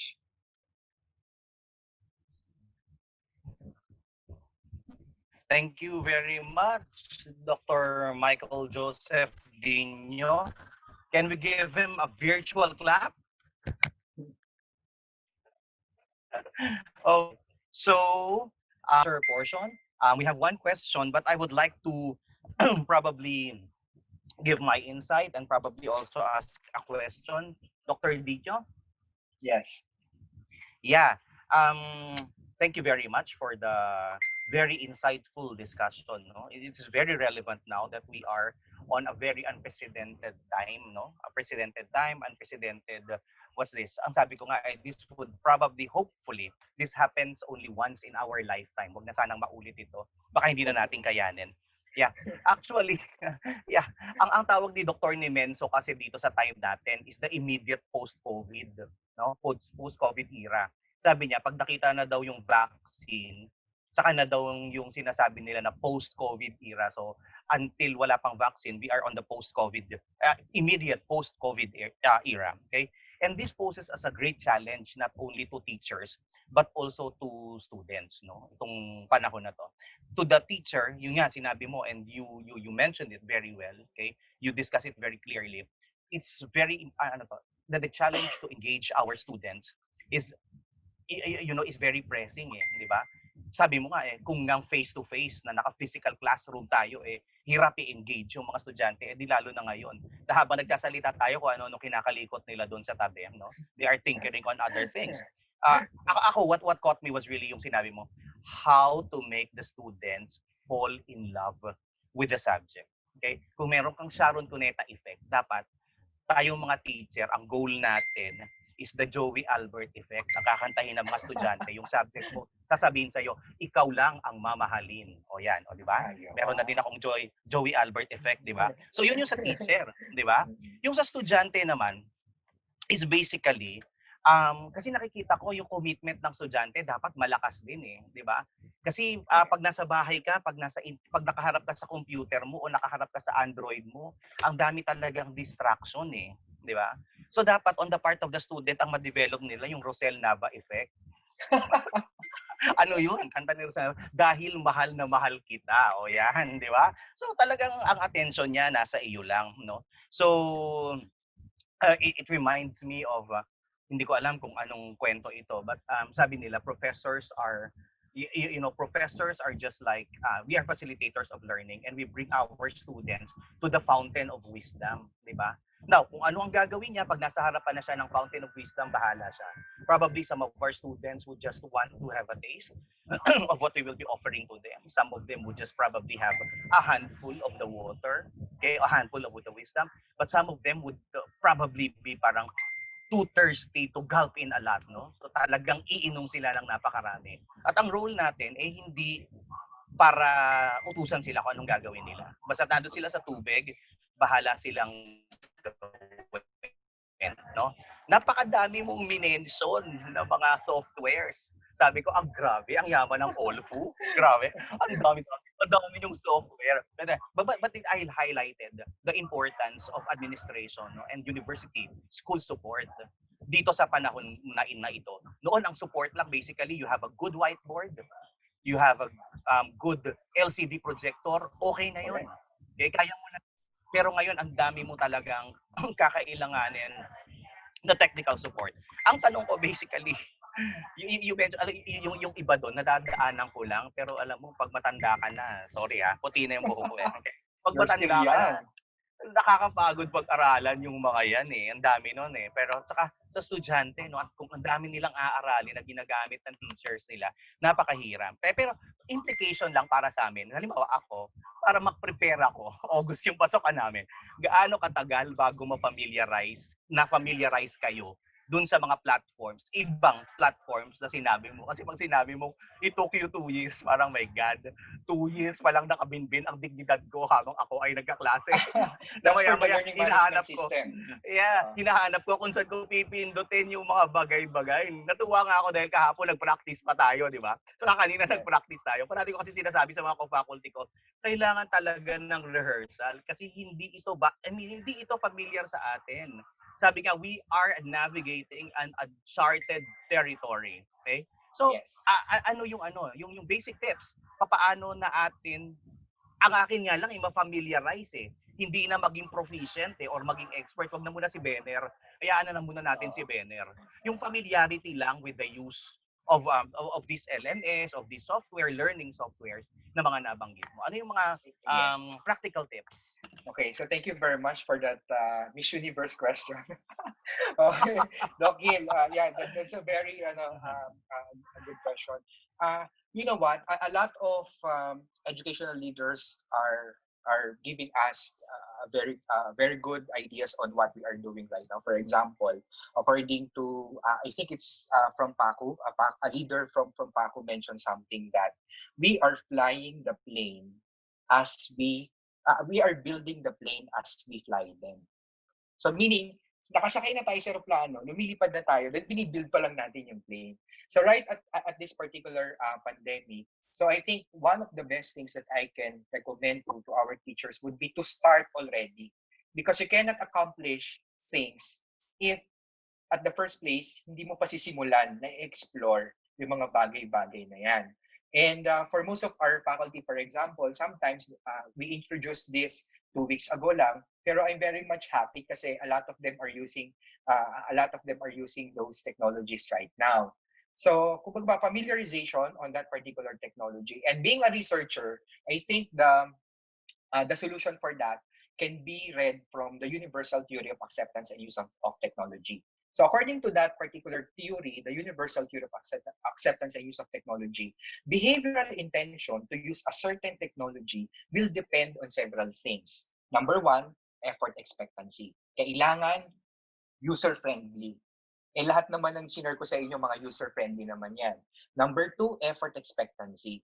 Meaning, the faculty members should realize that using this system will bring about positive change. Okay? And social expectancy. So, the faculty member will use technology if other faculty members are using the same technology. So, meaning, if you are a dean or a head of a college of nursing, you need to build that culture, no, of a positive thinking that these technologies can of course help us. No? So sa tingin ko, yun lang yung in terms of the mindset, kailangan positive mindset lang. So wala nang mga issue. You just promote, of course, yung tinatawag nating positive vibes. At kapag may mga problem kayong na-encounter, don't consider this as problem, but of course, challenges. Right? So I think it's all in the mindset. If you're going to take a look, no, so i-search nyo po sa Google, Parkinson effect. Pag sinabi natin Parkinson effect, if you were given 2 days to accomplish a task, you can finish that in 2 days without external ano. But if you were given a task that you need to accomplish for 2 weeks, chances are ide-delay mo yung paggamit ng particular or pag-accomplish ng a certain task. So for me, I think it's very much important for our deans to set deadlines for our teachers. Kasi kailangan may timeline tayo. We don't need to say, for example, ngayon, sige, based from Dr. Dino's discussion, we need to create our module. Okay? So it's not only enough that we give instructions. We should also monitor and we set timeline so that we are prepared prior to the start of our classes. Okay, Doc Yin? Oh yeah, thank you so much. Parang ano yan gina-justify yung cramming. Sabihin mo sa kanya, mamaya kailangan na yan para magawa niya. Okay? Kasi pag sinabi mo 2 weeks pa, matagal pa yan. I will be reading some questions here. Doc Gian, with your permission. Sir Michael, sabi dito, how do you teach skill-based lessons where students need to demonstrate such skills? That's a very good From an question. anonymous attendant. That's a very good question. Because nursing, because nursing as a profession, kailangan meron tayong mga skills. Tama po ba? Yeah. Okay, so yes. Online education is not really perfect, but we have lots of technologies that can help us navigate this uncharted water, especially in skills laboratories for nursing. So, for example, personally, I'm using Flipgrid kasi ito yung a manner on how I can present a certain procedure. So, some of our teachers are recording their videos at the laboratory. And for the return demonstration, you can create a course task for your students to do return demonstration using, of course, some of the materials that they are using at home. For example, for bed making, diba? So they can use their own beds as long as they have the different sheets. Right? For hand washing, for example, they can do that. The students can actually perform hand washing, record that, and share that to the faculty.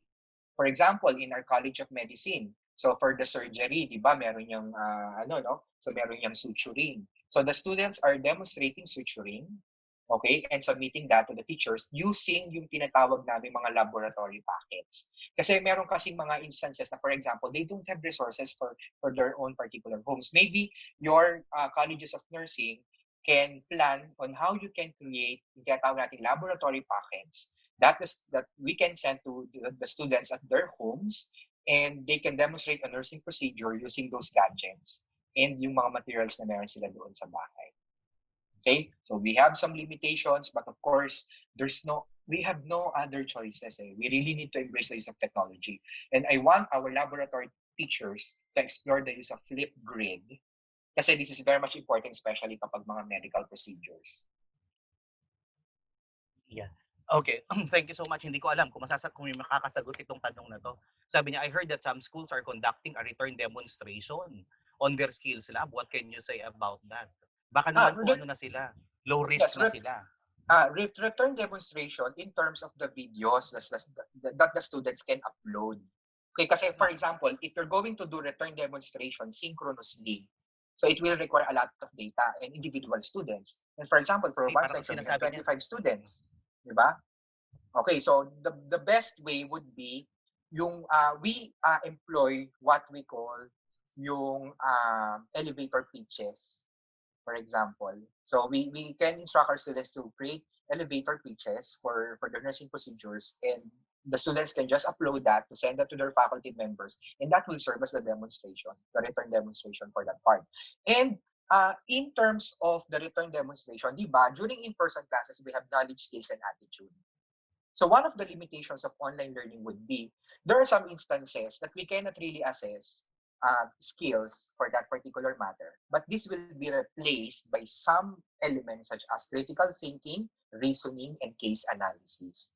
So may limitations talaga ang online learning, but of course, meron tayong mga technologies na pwedeng gamitin. I would recommend Flipgrid, and I've heard for CNE, I think they are offering also what we call the My Lab by person.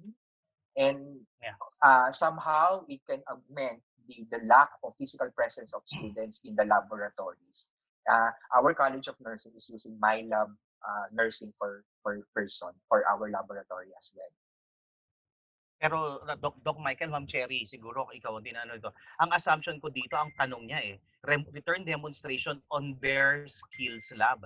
So I think ito yung physical Ito school. yung Sa school. I guess so. Kasi ang alam ko hindi pa allowed Hindi pa allowed ang physical that's not allowed. activity in the in the schools. in the Hindi in pa the siya schools allowed. Oo. Oo. Yeah, true. And we need to true. prioritize the safety of everyone. Maslows, we need to prioritize Yeah. the safety of everyone. Okay, sabi ko nga, Yeah. we don't have any choice, but we need to use technology for education nowadays. Yes, there are some limitations, but we need to prioritize our safety. Yeah, I think what is important here is i-align uh, i-align yung mga skills that can be discussed or that can be ano ba tawag dito that can be explored in the skills lab as of the moment. So yung mga return demonstration, opinion ko lang baka yung iba sa inyo ginagawa, iba-iba din yung ginagawa. Probably yung physical na return demonstration can be done on a safer time. Kagaya nga ng sinabi ni Doc Dino, it's always a safety first Yes, yeah. That's true. Pero for example, some of the things that might of course interfere with that would be because there's really uncertainty So hindi natin alam kung kailan mare-resume. In the nursing curriculum, meron tayong mga prerequisites. Yeah. So we just explore all the technologies that we can explore. Kasi sabi nga from a particular quote, crisis is the mother of innovation. So we really need to innovate. Correct. Another question here. Ano ko na lang kasi malabo sa akin Sabi, are the tools that you mentioned acceptable by the LMS or can be embedded in various LMS o talagang separate na mga apps ito? The question is talking about asynchronous. Actually, eksakto kasing sinabi niya, are all the tools you mentioned must match or be acceptable by the LMS? So I think it's not matching or acceptability but more on embedding, something like that. Okay, if you want to embed, for example, these tools that I mentioned, you just include the link at your learning management system, right? It's because when you click the link, it will direct the students to that particular picture. So nowadays kasi, in terms of the integration for learning management system, it needs the assistance of the IT department. For example, we have the Science Direct, we have the EBSCO that we are integrating to our learning management system, we have the Turnitin, etc. Kasi right now, we need to have what we call the single sign-on for the students, once they log into their Canvas or their learning management system, automatic naka-log in na rin or naka-integrate na rin doon. We have other ways on how we can integrate that But if you are not sure if that particular technology is not integratable, we can just simply put there the text of the link that we want the students to divert their attention on. And for my experience, wala pang nagiging problem regarding to that. In terms of incompatibility issues, they don't have incompatibility issues because they have the same internet language being used by most of the learning management system. So the issue here is not more on the integration, but in terms of the effectiveness of each of the technology. Di ba? Yeah. I think even without this COVID thing, okay, even without this pandemic, no, you mentioned it a while ago that Industry 4.0 already as part of its cyberspace yung integration, 'di ba? Yung systems integration Yes. that ideally para mga one-stop shops na lang lahat like pati Yes. nga pag-order mo ng pagkain, 'di ba? Correct. Ini-email mo na lang or whatever. Correct. So I think Oh. I would highlight the importance of administration support as far as Mm-hmm. this online cyber classroom, cyber university would be concerned. Ito, Correct. related dun sa question natin kanina. How Oo. about And Doc, RLE in the hospitals? Yes. Sige, ikaw okay. muna, Doc bago Il, ko basahin to. I mentioned I saw here yung question kanina is pertaining to MyLab. Yes, MyLab can be integrated with Canvas fully. It can be integrated with Canvas fully. But as of the moment, because we are in the piloting stage, we are integrating it by using links. Okay. Mhm. Okay, another question is, how about Ma'am Che, bigyan mo kami dito ng idea. Oo, How about yes, yes. RLE in the hospital? Are there already plans for this? I think ang sinasabi hindi Uh, lang for your school, no? So probably baka may for all. inquire from ADPCN Oo. here or Uh, Philippine Board of Nursing. Especially with regards to RLE, I was able to visit one of the hospitals in Calamba. That is one of the concern of the chief nurse of Dr. Jose Perizal Hospital. She told me, Ma, paano po ang RLE ng mga students nyo? So I told her, of course, our priority is the safety of our students. Correct. So with regards to ADPCN, the recommendation of the ADPCN is that for all our RLE and laboratories, it should be done, of course, online depending on the guidelines of the government. And then if there are instances wherein, for example, with regards to the advisory number 6 that they have given, they have option A and option B. If there is a possibility that there will be uh, face-to-face classes on by September, then there's this chances wherein the actual return demo during skills lab can be done, but of course ensuring that the guidelines for the new normal shall be followed. For example, the distancing, there are strict safety protocols being observed by the school. So it depends upon, especially with the guidelines of the government. Our main concern is the safety of our students. But I always tell our students in Letran that of course we will not forget what happened during this transition, this emergency. This is an emergency response of the education system, wherein we would like to deliver our teaching and learning through online environment. But when it is already safe, we will still conduct a lot of review of all the skills that they need, the knowledge and skills that they need in actual face-to-face encounters. So at the moment, we have to consider especially the safety. Ay, nawala. Okay. Can I also add Ay, to yes that? ako. Can Sure I po. also add to that? Okay, so I think we are one as a nursing profession here kasi we cannot do it alone. We need, of course, the assistance of our Board of Nursing and, of course, the Association of Deans of the Philippine Colleges. So as a curriculum designer and developer myself, I do suggest the use of what we call the matrix mapping. Because when we say related learning experiences, it's a very broad description, but mostly it refers to the hospital duties. But you know what? There are some possible replacements for the hospital use. For example, in terms of community health nursing, why not? We can also use what we call telehealth. Especially Yeah. if we will be working on our population groups or communities, we can use telehealth. And that's another line of my research. And I have lots of results na we can really implement, not only in terms of practice, but of course in terms of education as well. So we can use telehealth for some, but of course, yeah, for example, critical care nursing, that's not really possible.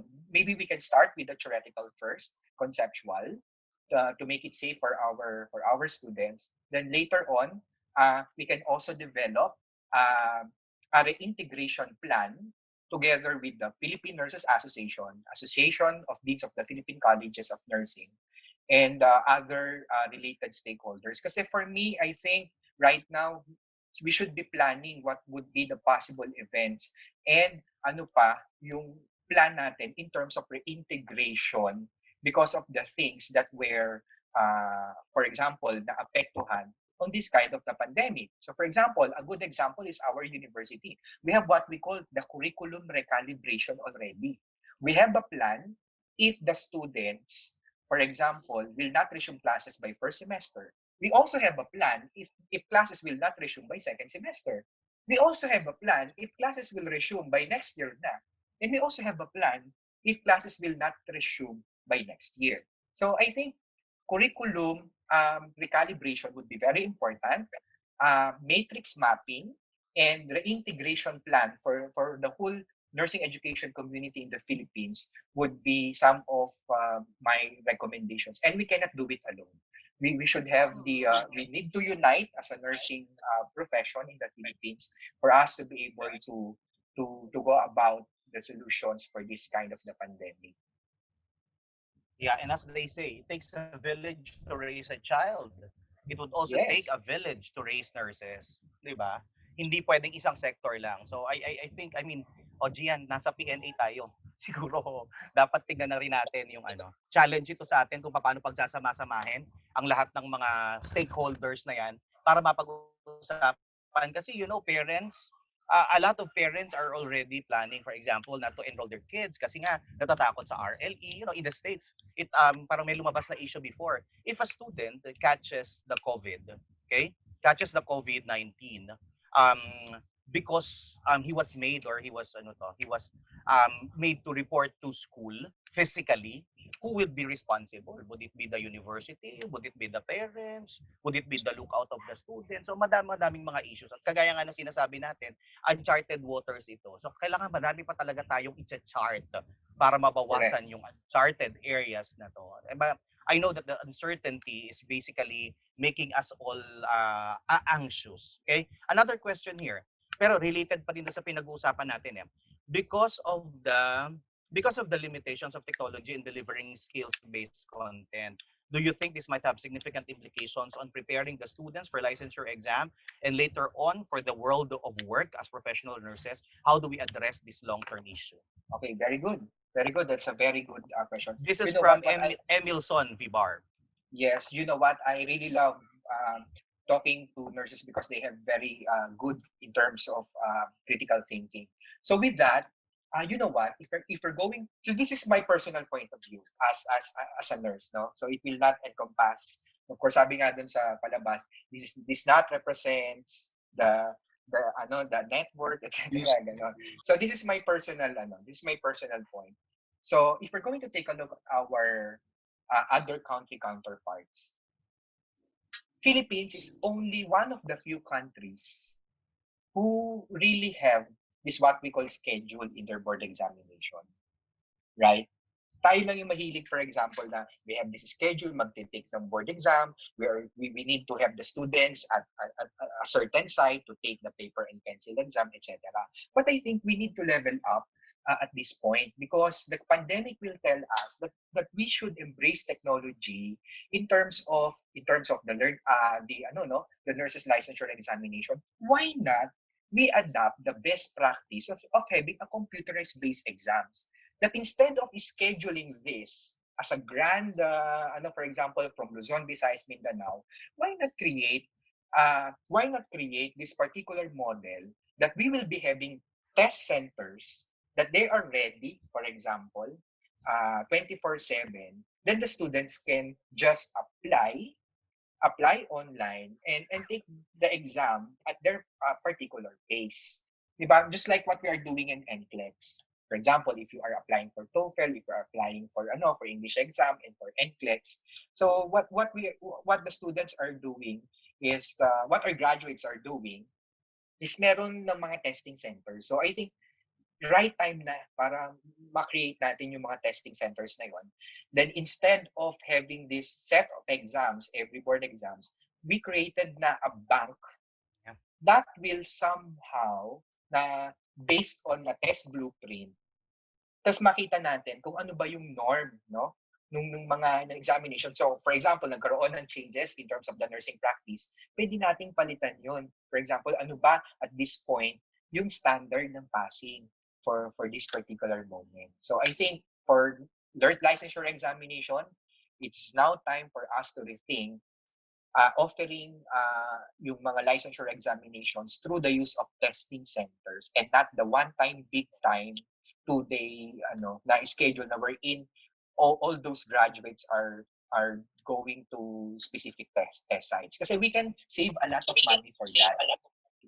In terms of printing, in terms of manpower. So yun. So that's my personal point of view as a researcher and as a nurse informaticist. Yan, lumalabas, no? Ang dami nating kailangang paradigm shifts dahil dito sa pandemic na to. Okay? Anyway, corollary to that, bago tayo pumunta dun sa board examination, at nasasabi na natin kanina, I mean, may mga na-touch ka na area, I think a very pressing challenge also for our nurse academicians is how to assess the learning of our students online. Kasi parati kong naririnig yung mga concerns na habang nagki-quiz siya dito, may tinitinker siya doon sa kabila. Meron na pala siyang isang site na tinitignan para alamin niya yung scores, basically. That means as academicians, tayo din, kailangan mag-evolve yung ating concept ng exam na hindi lang yan quiz, exam, midterm and finals. Yung sinasabi mo kanina, pagawain mo ng infographics, gradean mo yung infographics based on several bit o rubrics, pagawain mo ng lagyan mo ng discussion board where they could participate. Ano pa ba? Pagawain mo ng TikTok na hindi lang para tumaas yung viewership niya dun sa Facebook, kundi may matututunan siya. Itong mga to pwede nating gamitin, no? Pwede nating gamitin para maging assessment dahil it tells us of the critical thinking and the creativeness of our students. Okay? Sabi dito may question dito. I fully agree for that, Doc Gil. And I think we need a separate webinar for authentic assessments during the pandemic because there are lots of theories and tips and tricks for that din also. Sir Gian, meron ka na ulit. Sir, kukunin ko na commitment mo ha. Meron pa tayong susunod series na ito. ambush ba to? Ambush to. All the best for our nurses. Meron pa dito may tanong related kanina sa practicum ng mga masters and postgraduate students, pwede ba daw virtual ang practicum nila? Yeah.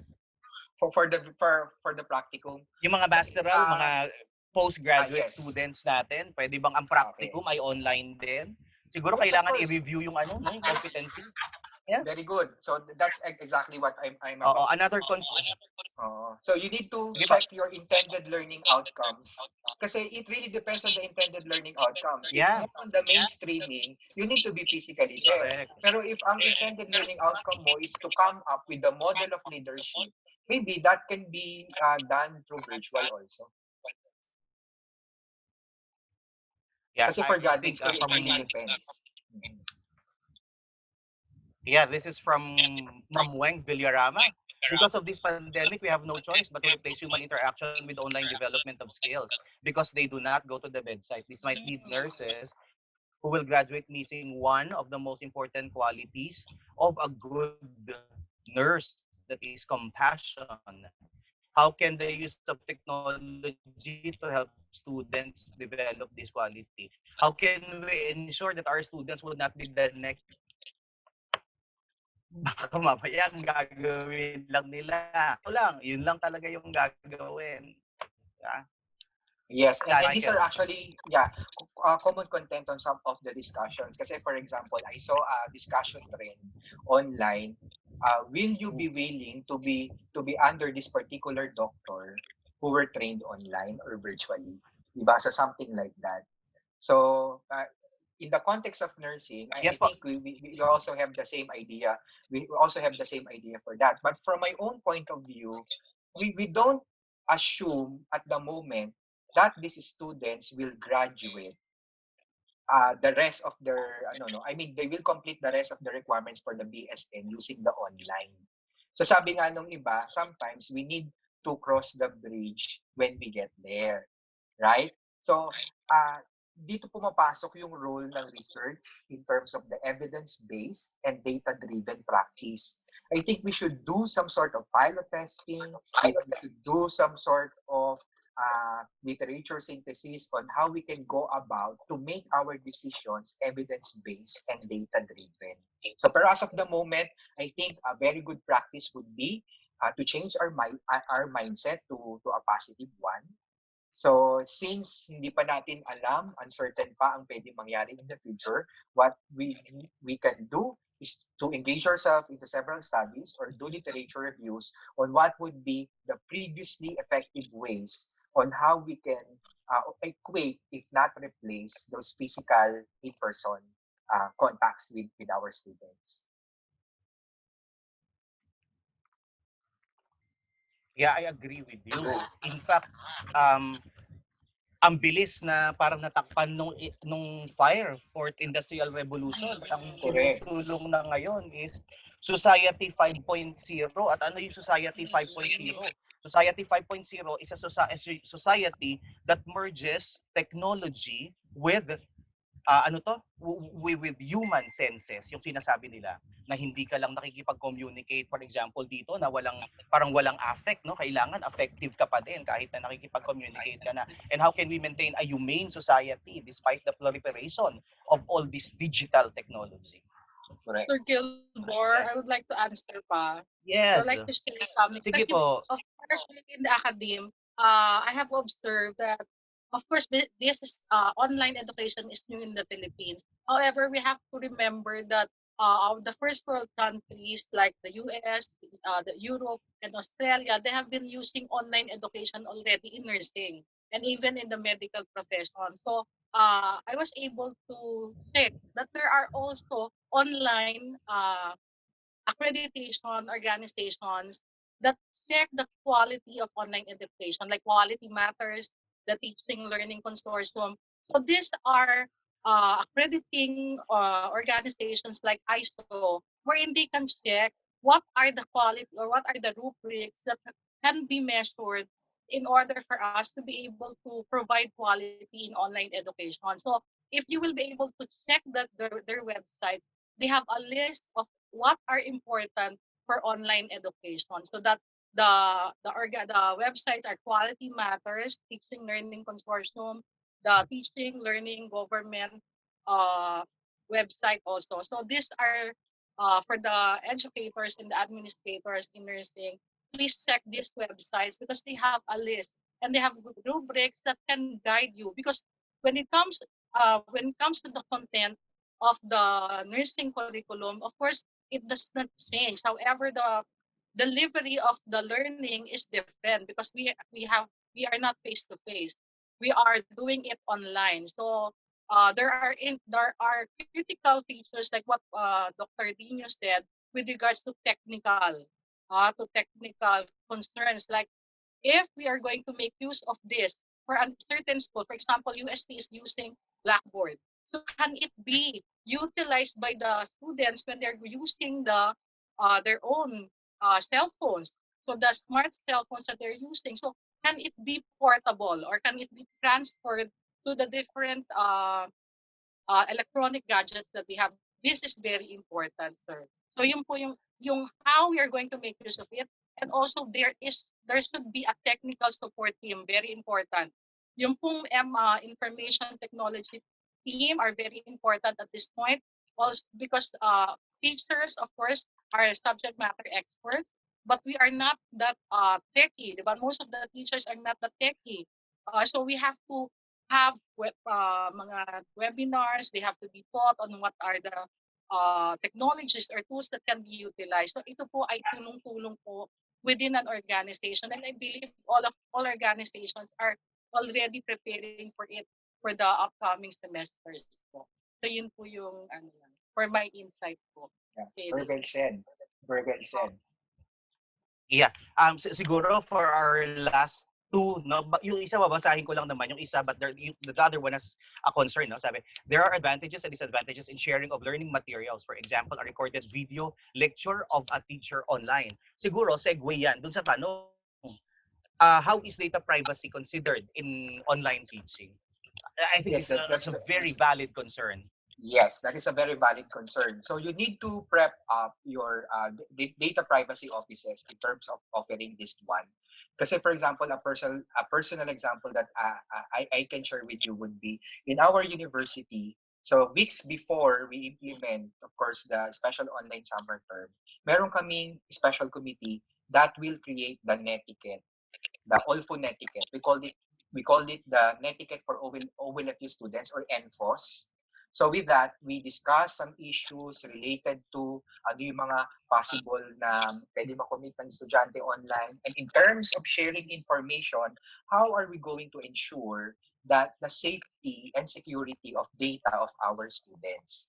So what we're doing right now is meron kaming, for example, if you're going to share your lectures online or videos, etc. So kailangan meron silang tinatawag na restrictions. So ang mga websites ngayon, meron silang feature na pwede mo siyang i-restrict or unlisted or private to make it more exclusive to your students. Okay. And of course, our IT team is very much proactive in protecting the data of our students that are located in our databases. In fact, every now and then, we are doing some sort of penetration tests, no, to test if our system for example, not be hacked by external hackers, etc. So that is very much important. And you know what? During enrollment also, there should be an agreement for your students in terms of your data privacy policies of your university. And I know your data privacy officers are very much helpful because we have a very active data privacy officer at OLFU reminding us every now and then, checking our forms, tapos giving us some sort of standards, policies na hindi to pwede, hindi ka pwedeng mag-post ng ganito, kasi naka-expose dyan yung data ng ating mga estudyante. But in terms of technological tools, there are a lot of technological tools that can protect the data of our students. And in terms of data protection, tatlong dimension kasi yan: technological, technical, and personal. Data breach can be personal, meaning ikaw mismo as a faculty, you share that at the internet, no? Dun sa social networking site. So that's already a data breach. Technical, so meaning you don't have any for example, yung technical capacity ng inyong IT department is hindi ganun ka-strong for an intrusion. And number three would be technological. The content or yung tinatawag natin mga firewall, baka hindi ganun ka-adequate to protect the data of your students. Diba, we heard news nowadays na merong mga websites at mga databases ng mga universities na na-infiltrate ng mga hackers, no? So I think it's really a collaborative effort. We need to have the assistance of our data privacy officer and yung ating information technology departments. So for us to protect the data privacy of our students. So again, you should not post anything without the approval of your students. Even your virtual classes, you need to ask the approval of your students. And the confirmation or agreement form during enrollment is very much important for your consumers or your students to be aware of what is the data privacy policy and standards of the institution. Okay, thank you. Siguro related to that, itatanong ko, Ma'am Cherry, Sir Gian, Doc Opo. Michael, itong recording po ba nito ay i-upload natin sa FB page ng PNA NCR Zone 1 para mabalikan ng mga faculty who might have not been able to catch us during the first few minutes parang asynchronous session na din para sa kanila. Sa YouTube yata ni Doc Dino. Yes. So, It will be i-share uploaded i-share on niyo yung link. YouTube, but we need to have Ano po, some sort. attach the link. Yes, I will be attaching the link. Pero, of course, may mga videos nung panelists. We need to get their approval first before we have Apo. this. Then, kung hindi nag-approve ang panelists for their videos, so iba-blockin namin siya for the security of Okay. safety and security. There Ayan na po, also nasagot na yung concern on online some data the data privacy. privacy, sir. The data privacy, very important po yan, that we have to set guidelines. Yun po yung netiquette guidelines that we have to set for our students from the start of classes, of our online classes. Kasi very important po yan. Kasi there are students who will take pictures of you in a very unusual di ba, situation. Like for example, naka-open ang mouth mo, naka-ano yung ano. So you have to inform them that they should not do that and post pictures of you and post or share uh, anything that you don't want to be posted online, because this you can of course report them, or you can report them or punish them, or give necessary yung term na yun, na parang additional informations for them, because if they are not aware that there are certain things that they cannot do online, so it has to be stated in the beginning, and at the same time it has to be reinforced every now and then, kasi baka po nakakalimutan na ating mga students yan. So for the entire semester. So thank you very much po. Yeah, also I think Ma'am Che, pwede mo nang ilagay yan dun sa ano mo. Pwede mong ilagay yan sa syllabus mo, sa simula pa lang, na meron Opo, ano kayong talaga, it's a requirement po. restrictions. So, parang it's a form of a Yes, Alam actually mo, on our online learning learning management etiquettes. system, it's actually embedded there at the orientation part. And Mhm. during the virtual orientation, Mahaba yan eh. we also Usually. discussed it. Itong The online kasi, important our matters. netiquettes become already part of our classroom management kasi we are not in a Yes. physical environment anymore. We are in a cyber classroom, 'di ba? So kasama ito sa mga dapat talaga nating i-explore, okay? Anyway, Sir Gian, do I close this now? I think it's already 12:40, hanggang alauna lang ang ating 12 schedule. lang So, actually. okay, sorry. So Enjoy the anyway, presentation of okay, we had a very interesting discussion. We had a very insightful presentation from Dr. Michael Joseph Dino. We had a very good interaction with the questions of our attendees, and also with our panelists. No, so at this point, let me thank you, Dr. Dino, for being with us, and I'm sure this would not be the last. Commitment yan, ha? Commitment na Sure. yan, okay? At Sure. Implied okay. consent. At this point, I'd like to... Ha? With Implied consent consent. yan, ha? Oh, yeah, okay. Implied Sige. consent.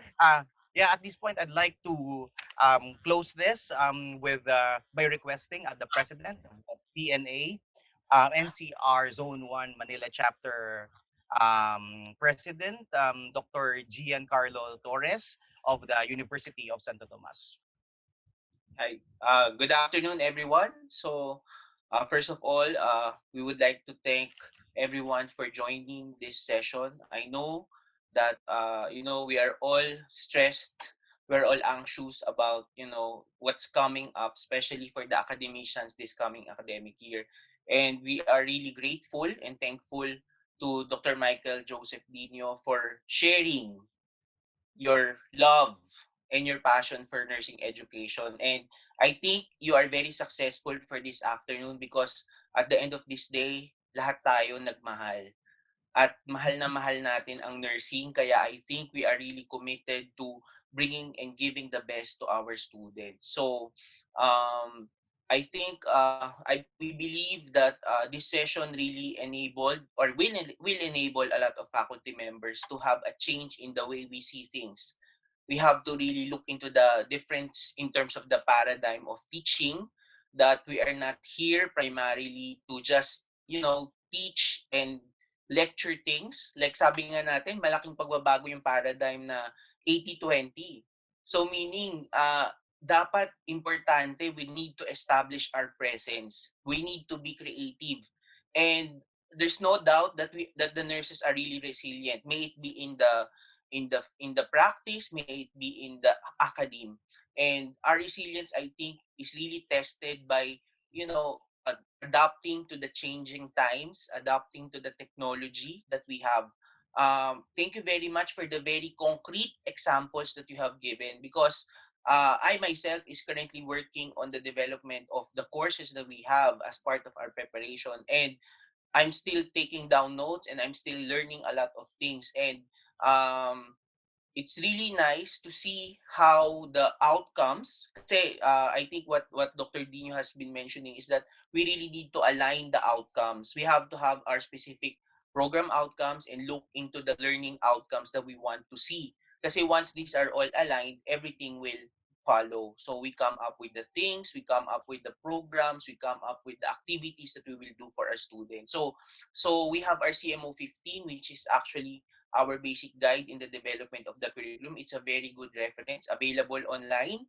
And, with the innovations and the technology that Dr. Dino has shared, this is really something that is amazing. And thank you, Doc, because I myself is a researcher. As a researcher, I'm very impressed in terms of your the rigors that you have done coming up with the synthesis of those themes that you came out with your literature, and that's really good. We have to really channel. And I think yung nabanggit natin na head, heart, and hands. Actually, ano yan, si Lydia Hall yan eh.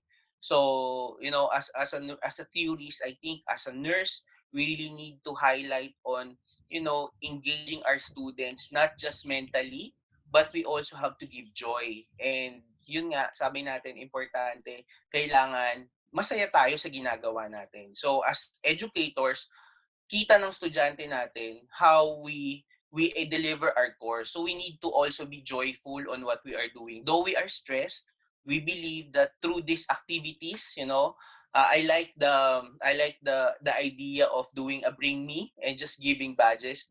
I wrote down that, and I'll be doing that to my students, kasi it's really something that we need to find joy in the things that we are doing. So all the challenges will be easy because we are joyful and we love what we are doing. And with that, thank you very much again, Dr. Dino, for sharing your time, your talent, your expertise, and your research. And we are really grateful. And again, to our organizers, Ma'am Cherry Tanoda, our Vice President. Thank you very much. Dr. Gilmore, our Chairman for Nursing Research and Education, and our Auditor.